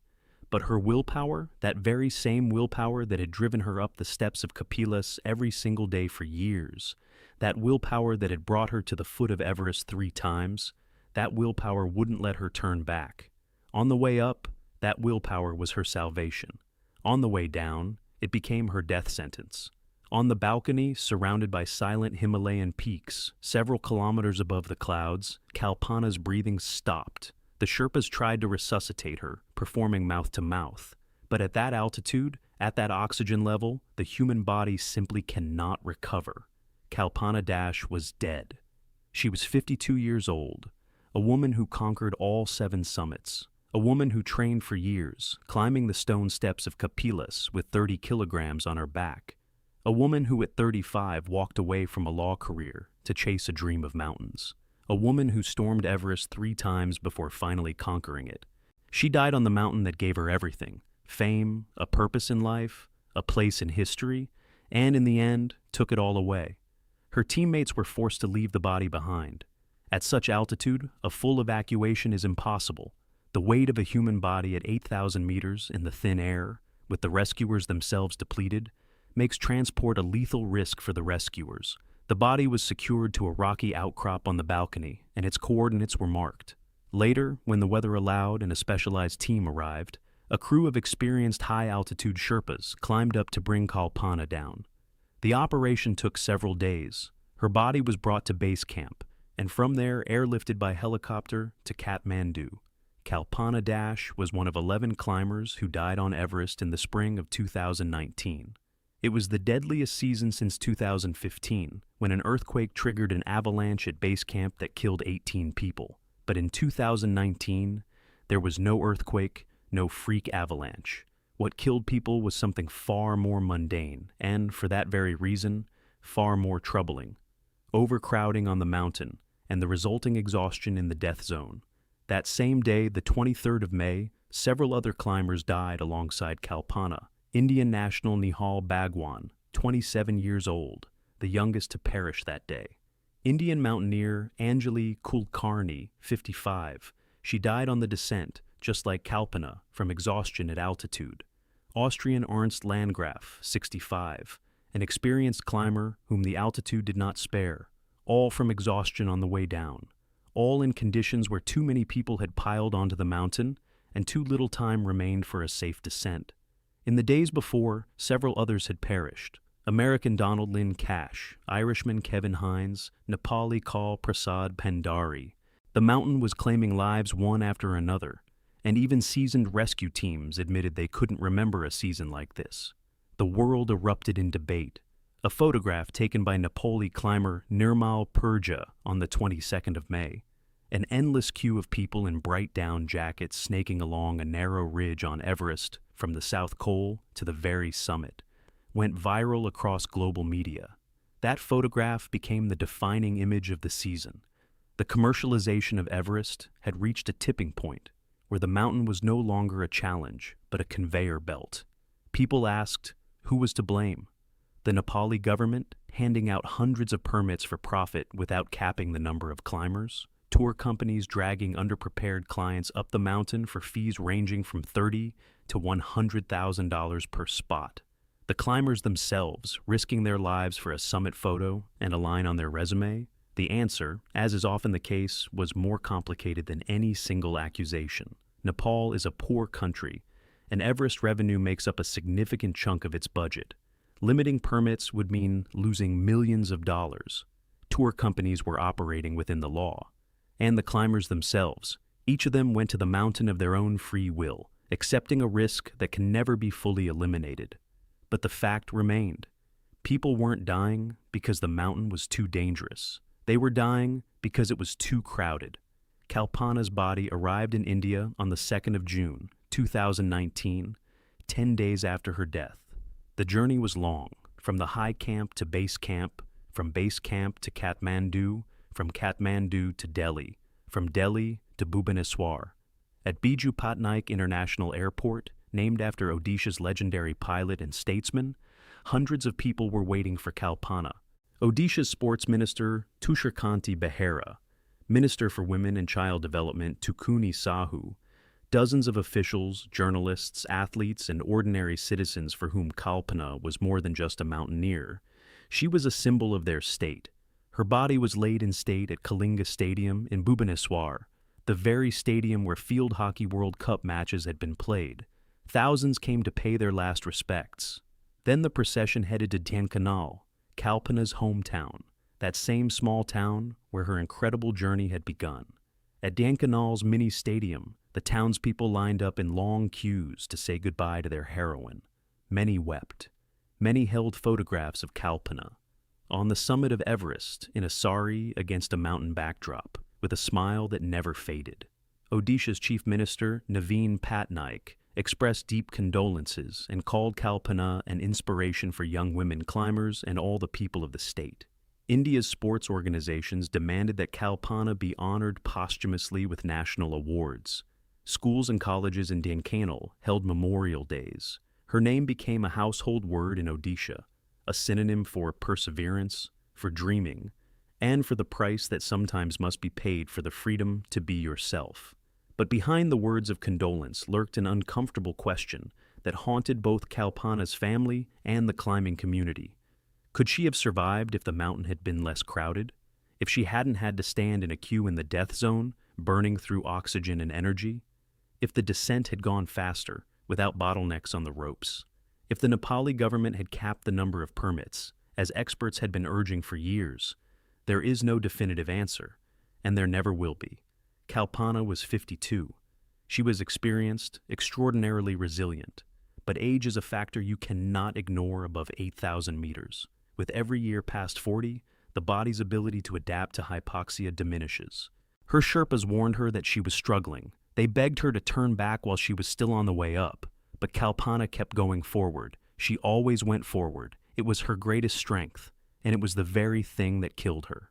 After Kalpana's death, the debate over Everest's safety flared up with renewed force. The Nepali government came under pressure from global public opinion.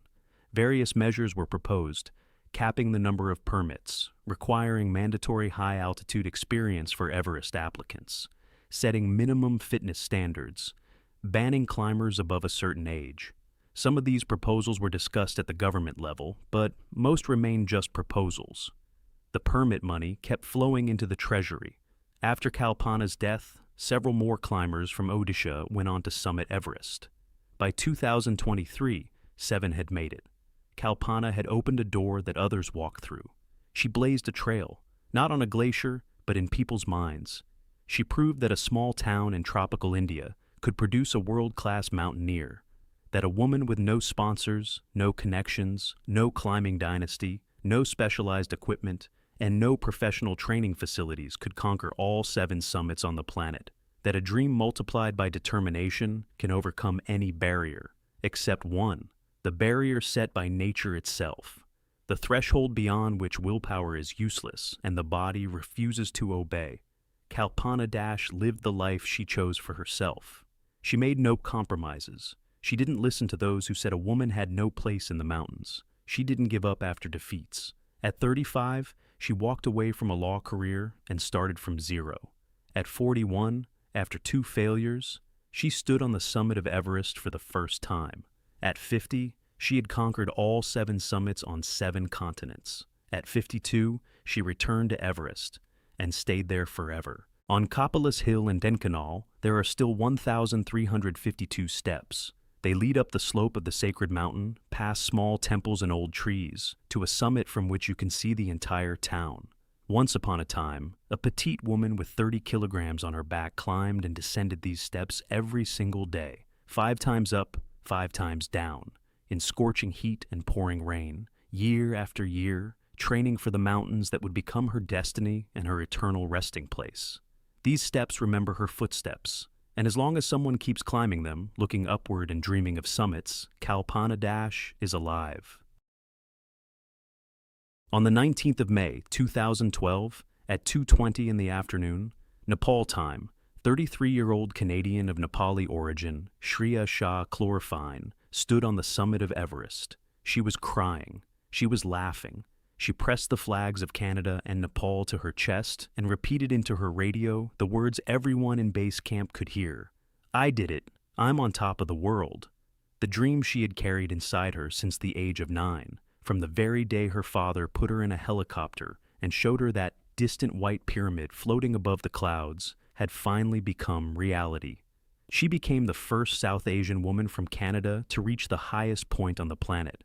But in less than 8 hours, Shriya would stop breathing. She would die on the descent, at an elevation of 8,400 meters, 250 meters from Camp 4, after 27 hours of continuous climbing. Her final words would be 2 words she whispered into the darkness of a Himalayan night: "Save me." And the most terrifying thing about this story is not the death itself. The most terrifying thing is that it was absolutely preventable. Shriya Shah-Klorfine should never have been on Everest. She had no experience. She had no training. She didn't even have a competent company capable of ensuring her safety. But she had a dream, money, and an industry ready to take that money without asking questions. This is the story of how the commercialization of the world's greatest mountain turned it into a death conveyor, where anyone who wants to can buy a ticket to the summit, but nobody guarantees the way back. To understand how Shriya ended up on that mountain and why she couldn't get back down, we need to go back 24 years to Kathmandu, the capital of Nepal, where it all began with a single helicopter ride. Shriya Shah was born on the 11th of January 1979 in Kathmandu, the ancient capital of Nepal, a city of 1,000 temples sprawled across a valley between Himalayan ridges. Kathmandu is a city of contrasts. Narrow medieval streets lined with pagodas and stupas sit alongside chaotic construction.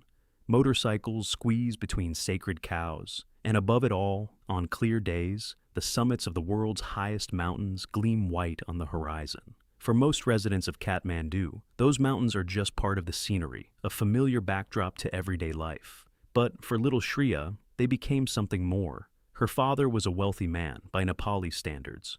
When Shriya was 9, he arranged a helicopter tour over the Himalayas for the family. For a child who had grown up in the dusty, noisy streets of Kathmandu, it was a moment of revelation. The helicopter rose above the valley, past the foothills, and before the girl's eyes unfolded a panorama that took her breath away. An endless chain of snow-white peaks stretching to the horizon, glaciers glittering in the sun, and there, ahead, higher than everything else, Everest. Sagarmatha, as the Nepalis call it, Mother of the Gods. Shriya stared at that mountain through the helicopter glass and felt something she couldn't yet name. Later, she would say that was the exact moment the dream was born, to one day stand on that very summit. But life had other plans. When Shriya was 10, her father died. That event turned everything upside down. Mother and daughter moved to Mumbai, a massive Indian megacity on the shores of the Arabian Sea. Mumbai is the polar opposite of the Himalayas. No mountains, no snow, no silence. Just the endless hum of a 20 million person city and the humid tropical heat. Shriya grew up in Mumbai, studied at Tribhuvan University in Kathmandu, where she returned for her education, and gradually transformed from a dreamy girl into an ambitious young woman. She was energetic, outgoing, with a bright smile and an inexhaustible optimism. People were drawn to her. She had a gift for inspiring others with her enthusiasm, for persuading, for believing in the impossible and making others believe alongside her. These qualities would define the rest of her life and ultimately lead her to Everest. After university, Shriya took a job on a cruise ship, first as a stewardess, then working her way up to senior purser. Cruise ships are a world unto themselves: luxury, travel, encounters with people from around the globe. It was on one of those voyages that Shriya met Shah-Klorfine, a Canadian jazz pianist who played on board to entertain the passengers. A romance sparked between them, and soon Shriya moved to Toronto, Bruce's hometown. They married, and Shriya became Shriya Shah-Klorfine. Toronto opened up new opportunities for her. Shriya got a job as a buyer, purchasing women's fashion for the Fairweather chain of stores. It was a good job: stable salary, trips to fashion shows, the glitter and hustle of the fashion industry. But Shriya wanted more. She founded her own company, SOS Splash of Style Incorporated. She even tried her hand at politics. In 2011, she ran in the Ontario provincial elections for the riding of Mississauga East Cooksville, though she didn't win. Shriya was the kind of person who wanted to try everything, for whom life was an endless list of ambitious projects, and every new day an opportunity to start something grand. But among all these projects, businesses, and ventures, one desire never faded. The one born in that helicopter over the Himalayas when she was 9 years old, Everest. Shriya never forgot about it for a single day. She read books about climbing, watched documentaries, subscribed to mountaineers' blogs. Everest wasn't just a mountain to her.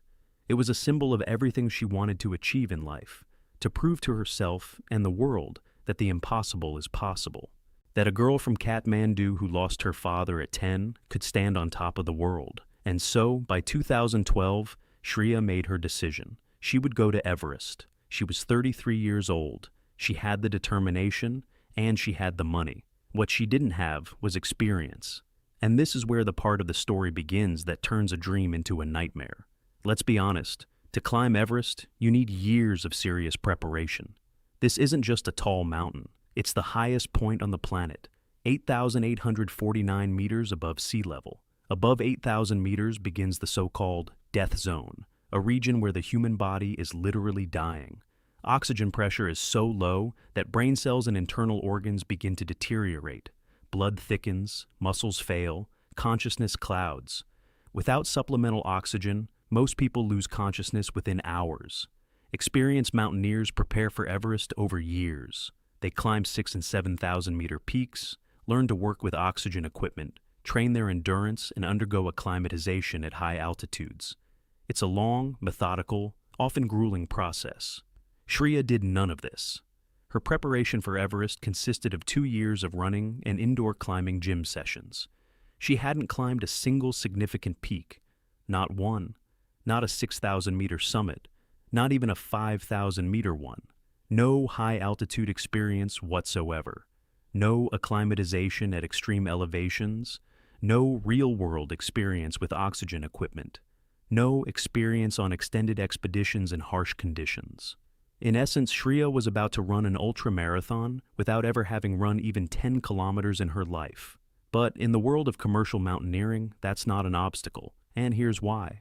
By 2012, Everest had long ceased to be the domain of professional climbers. It had become a commercial product, expensive, prestigious, but accessible to anyone with enough money. Dozens of companies, from reputable to outright fraudulent, offered their services organizing ascents. Prices ranged from $25,000 to over $100,000. The more expensive the expedition, the more experienced the guides, the better the equipment, the stricter the client screening. High-end companies like Adventure Consultants, Alpine Ascents, or Hymex under the legendary Russell Bryce had the right to refuse a client they deemed unprepared. They valued their reputation and understood that a client's death was not just a tragedy, but a blow to the business. But there was another segment of the market. Budget operators, often newly created Nepali companies, willing to take any client as long as they paid. No background checks, no experience requirements, no refusals. Pay and go. This segment was a product of a system in which the Nepali government issued climbing permits to virtually anyone willing to pay $11,000 per person, with no qualifications required. Money flowed like a river into Nepal's treasury, into operators' pockets, into the economies of mountain villages. And nobody wanted to dam that flow. Shriya found her company through relatives in Nepal. The company was called Utmost Adventure Trekking. It was a new, virtually unknown outfit based in Kathmandu. Utmost Adventure had never before guided a client to the summit of Everest. The company had neither the reputation nor the experience of organizing high-altitude expeditions on 8,000-meter peaks. Its owner was Ganesh Thakuri, a Nepali who was a mountaineer himself, but whose company was essentially a startup in a world where the price of a mistake is a human life. For Utmost Adventure's services, Shriya paid around $40,000. By Everest standards, that's cheap, very cheap. An expedition with an experienced Western company would have cost $60,000 to $100,000. The difference in price is the difference in guide quality, oxygen supply, backup equipment, evacuation plans, and ultimately, the chances of survival. But these nuances apparently didn't concern Shriya, or she didn't know about them, or she didn't want to know. To pay for the expedition, Shriya and Bruce took out a second mortgage on their house in Toronto. They also tried to raise funds through crowdfunding and sponsorships, but those efforts brought minimal results. The total cost of the venture, $40,000 to the operator, plus flights, gear, and the permit, came to around $100,000. $100,000 invested by a woman who had never climbed higher than a trekking route. In the spring of 2012, Shriya arrived in Nepal. The Everest climbing season traditionally falls within a narrow weather window in May, between winter storms and summer monsoons. That year, the mountain was especially crowded. 683 climbers from 34 countries attempted to reach the summit. 234 people summited in a single day, an absolute record. Everest resembled a busy highway at rush hour, only at an altitude where every extra hour of waiting kills. Base camp that season looked like a tent city. Hundreds of colorful tents, generators, satellite dishes, makeshift cafes, and even a bar. There were professional mountaineers with a decade of experience and total beginners seeing oxygen equipment for the first time. There were expeditions with budgets of $500,000 and groups thrown together on a shoestring. This contrast, professionals alongside amateurs, experience alongside ignorance, was the very essence of the problem that cost 11 lives that season. A month of acclimatization at base camp and intermediate camps produced the first warning signs. During training climbs to altitude, the Sherpas on Utmost Adventure's team noticed that Shriya was climbing significantly slower than other mountaineers. Her pace was below average. She tired quickly. She felt sick at altitude. The expedition's lead Sherpa, the most experienced guide on the team, told Shriya directly that she was not ready for a summit attempt. He warned her that the attempt could cost not only her life, but also the lives of the Sherpas accompanying her. This was a professional verdict from a man who knew the mountain better than anyone else on that expedition. Shriya refused to listen. "I can do it, I can do it, I can do it," she repeated like a mantra. This phrase, later quoted in the CBC documentary Into the Death Zone, would become the symbol of her entire expedition. Blind faith in her own strength, backed by neither experience nor physical fitness. A dream that had replaced reality. And this is where the system failed. The lead Sherpa, realizing that Shriya was not going to back down, made the only decision he could make with a clear conscience. He refused to guide her to the summit. He stepped away from the responsibility. But Ganesh Thakuri, the owner of Utmost Adventure, did not stop the expedition. He did not tell Shriya, "No, you're not going. It's too dangerous. We're refunding your money." Instead, he allowed her to continue, with two less experienced Sherpas who lacked the authority and the ability to stand up to their client's determination. Thakuri chose the money, and that choice cost Shriya her life. On the 18th of May, 2012, at 7:30 in the evening, Shriya Shah-Klorfine began her final summit push from Camp 4 on the South Col. At an elevation of roughly 8,000 meters, two Sherpa guides accompanied her. Ahead lay approximately 950 meters of vertical gain to the summit. For an experienced climber in good shape, this ascent takes 8 to 12 hours. For Shriya, it would take nearly 19. The night was clear and cold. The temperature on the South Col had dropped below -25 degrees, with winds blowing at around 30 kilometers per hour. A chain of headlamps stretched up the slope as dozens of climbers from various expeditions simultaneously pushed for the summit. Shriya moved slowly, very slowly. Every step was a struggle. She breathed heavily through her oxygen mask, stopping every few minutes, leaning on her ice axe, standing still, trying to summon the strength for the next step. The oxygen problem surfaced very early. The oxygen bottles the team carried were calculated for a specific consumption rate, a standard flow of 2 liters per minute. But Shriya's regulator was set to a higher flow. She began using oxygen earlier than most climbers and burned through it faster. The reason was simple. Her body, unaccustomed to extreme altitude, was desperately craving oxygen. What an experienced climber could compensate for with fitness and acclimatization, Shriya compensated for with liters of compressed gas from a bottle. But bottles are not infinite. Later, Russell Bryce, one of the most respected and experienced guides on Everest and the head of Hymex, would say in an interview that Utmost Adventure had provided Shriya with enough oxygen to reach the summit, but not enough to get back down. The accusation sounds monstrous, but it captures the essence of the budget operator problem. Saving on oxygen means saving on a client's life. Hours passed, and Shriya climbed ever more slowly. By dawn on the 19th of May, she had passed the balcony, a rocky ledge at around 8,400 meters that serves as a landmark on the route. Ahead still lay hundreds of meters of vertical ascent. The South Summit, the Hillary Ridge, the Hillary Step, and finally the summit itself. Shriya was exhausted, but she wouldn't give up.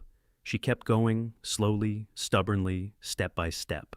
Somewhere on the approach to the South Summit, Shriya encountered Ganesh Thakuri, who was descending from the peak. Thakuri, seeing the state of his client, realized things were bad.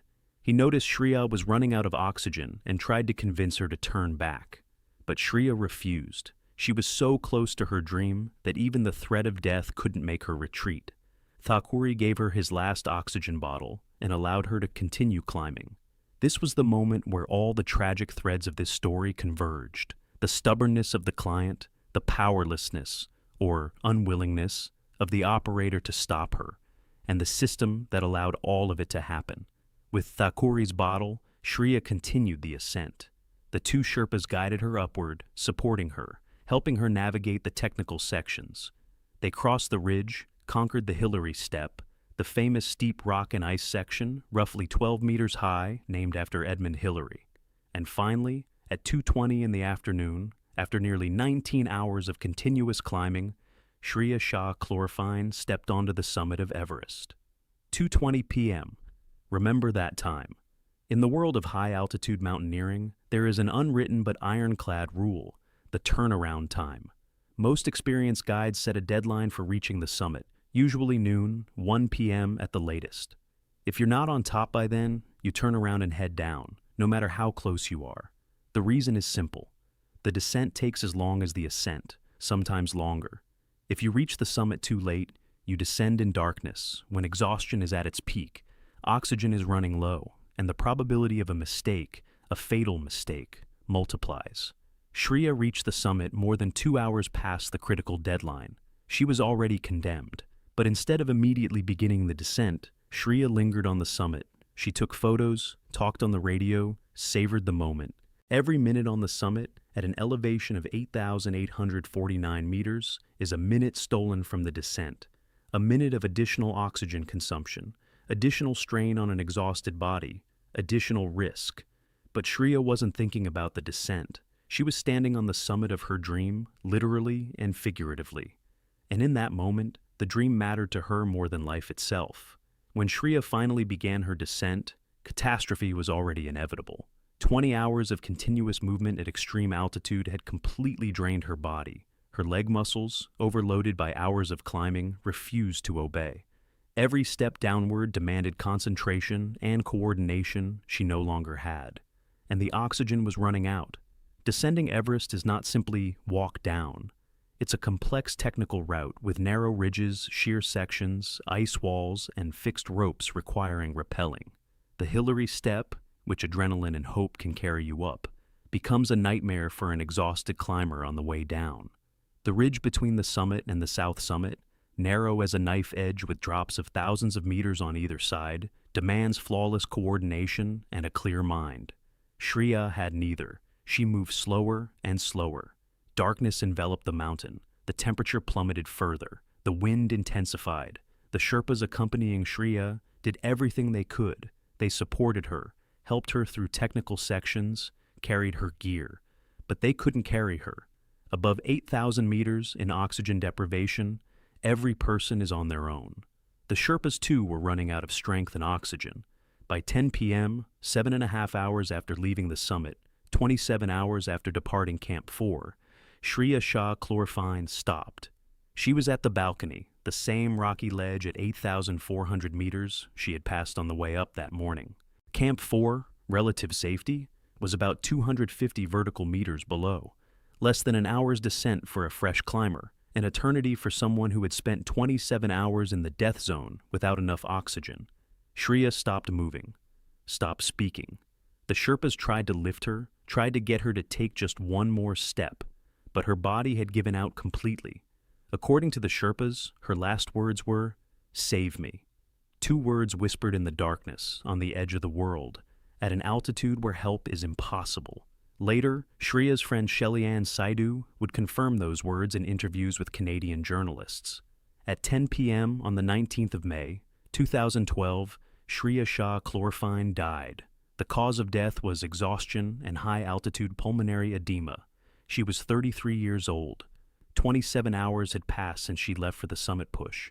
27 hours of continuous movement in the death zone is more than the human body can endure, even a trained one, even with oxygen, and Shriya was not trained, and her oxygen had run out. Shriya's body remained on the mountain. The next day it was discovered by climber Leanne Shuttleworth, who was ascending the route and saw a body clipped to the fixed rope. For about 10 days, the body of Shriya Shah-Klorfine lay on the slopes of Everest, on the route where other climbers ascended and descended. Each of them passed by, saw her brightly colored down jacket, and kept going. Because above 8,000 meters, the dead can no longer be helped, and the living need to think about their own survival. The body became yet another silent warning, one of more than 200 bodies that lie on the slopes of Everest, and that no one will ever bring down. But Shriya's body was eventually recovered. Bruce Chlorphine, her husband, insisted on the repatriation of her remains. The operation to evacuate a body from above 8,000 meters is itself a fatally dangerous expedition.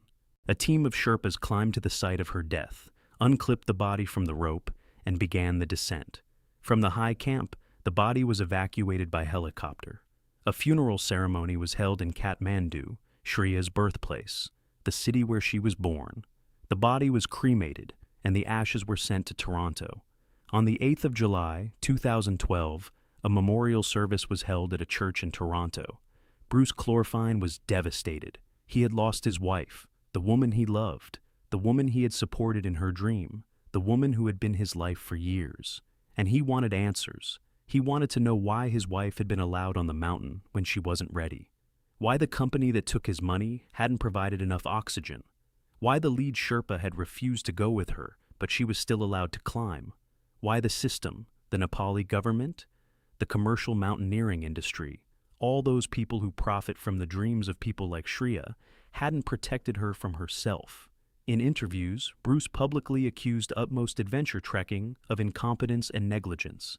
He stated that the company should have stopped Shriya, should have told her no long before the summit push, that the insufficient oxygen supply was criminal penny pinching, that replacing an experienced Sherpa with less qualified guides was irresponsible. He declared that the entire system, the whole system of commercial Everest, was built on money, not safety, and that his wife had become a victim of that system.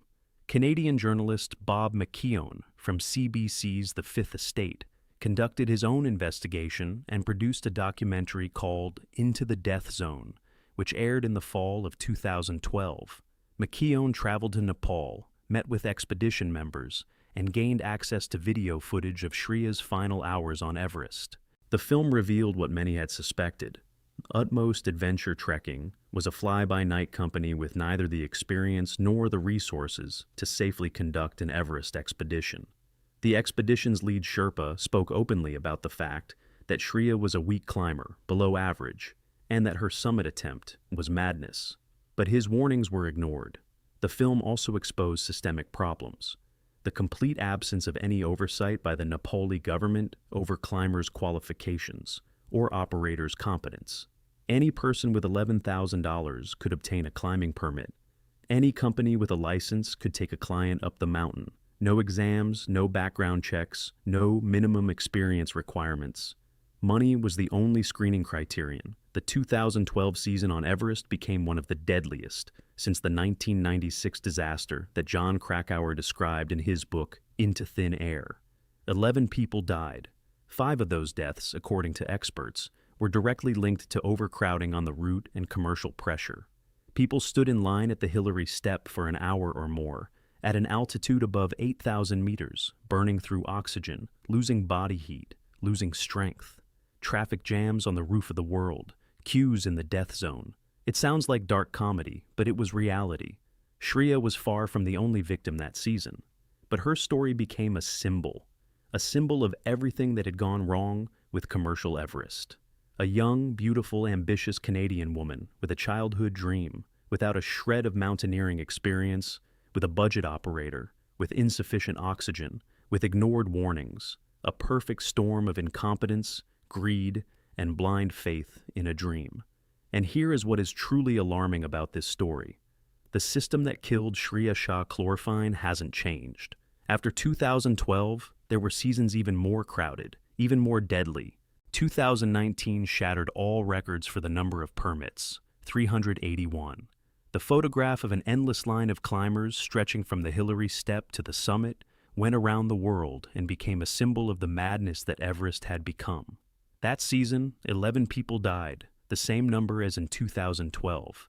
Among them were people with stories eerily similar to Shriya's, inexperienced, unprepared, sent up the mountain by budget operators chasing money. The Nepali government continues to issue permits. Operators continue to take clients. Clients continue to pay. Bodies continue to remain on the slopes. Everest has become a factory of dreams for some, and a factory of death for others. And as long as money determines who has the right to climb the roof of the world, that factory will keep running. Can we blame Shriya? Can we condemn a person for following their dream? It's a complicated question, and there's no simple answer. Yes, Shriya was reckless. Yes, she ignored warnings. Yes, she overestimated her strength and underestimated the mountain. But she was 33 years old. She had dreamed of this since she was 9. She had invested everything in that dream: money, time, energy, her very self. And the industry, the entire commercial mountaineering machine, told her, yes, of course you can. Pay and go. Nobody told her no. Nobody stopped her.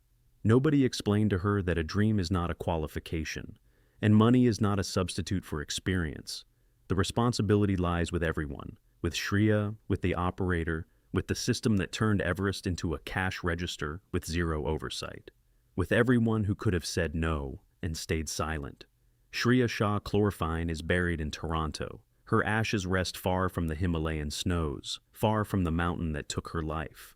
But her story lives on, as a warning, as a lesson, as a reminder that Everest forgives neither inexperience nor overconfidence, nor the greed of those who turn the world's greatest mountain into a product for sale.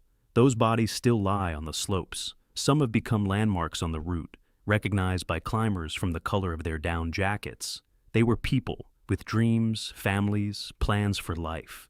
And each one of them is an argument in the debate over whether Everest should remain open to anyone who can pay. Shriya Shah-Klorfine wanted to prove that the impossible is possible. And in a sense, she did prove it. She really did climb to the top of the world. But the impossible turned out to be possible in only one direction: the descent. The very descent that nobody thinks about when dreaming of the summit proved impossible, because the dream ended at the top and life ended on the way down.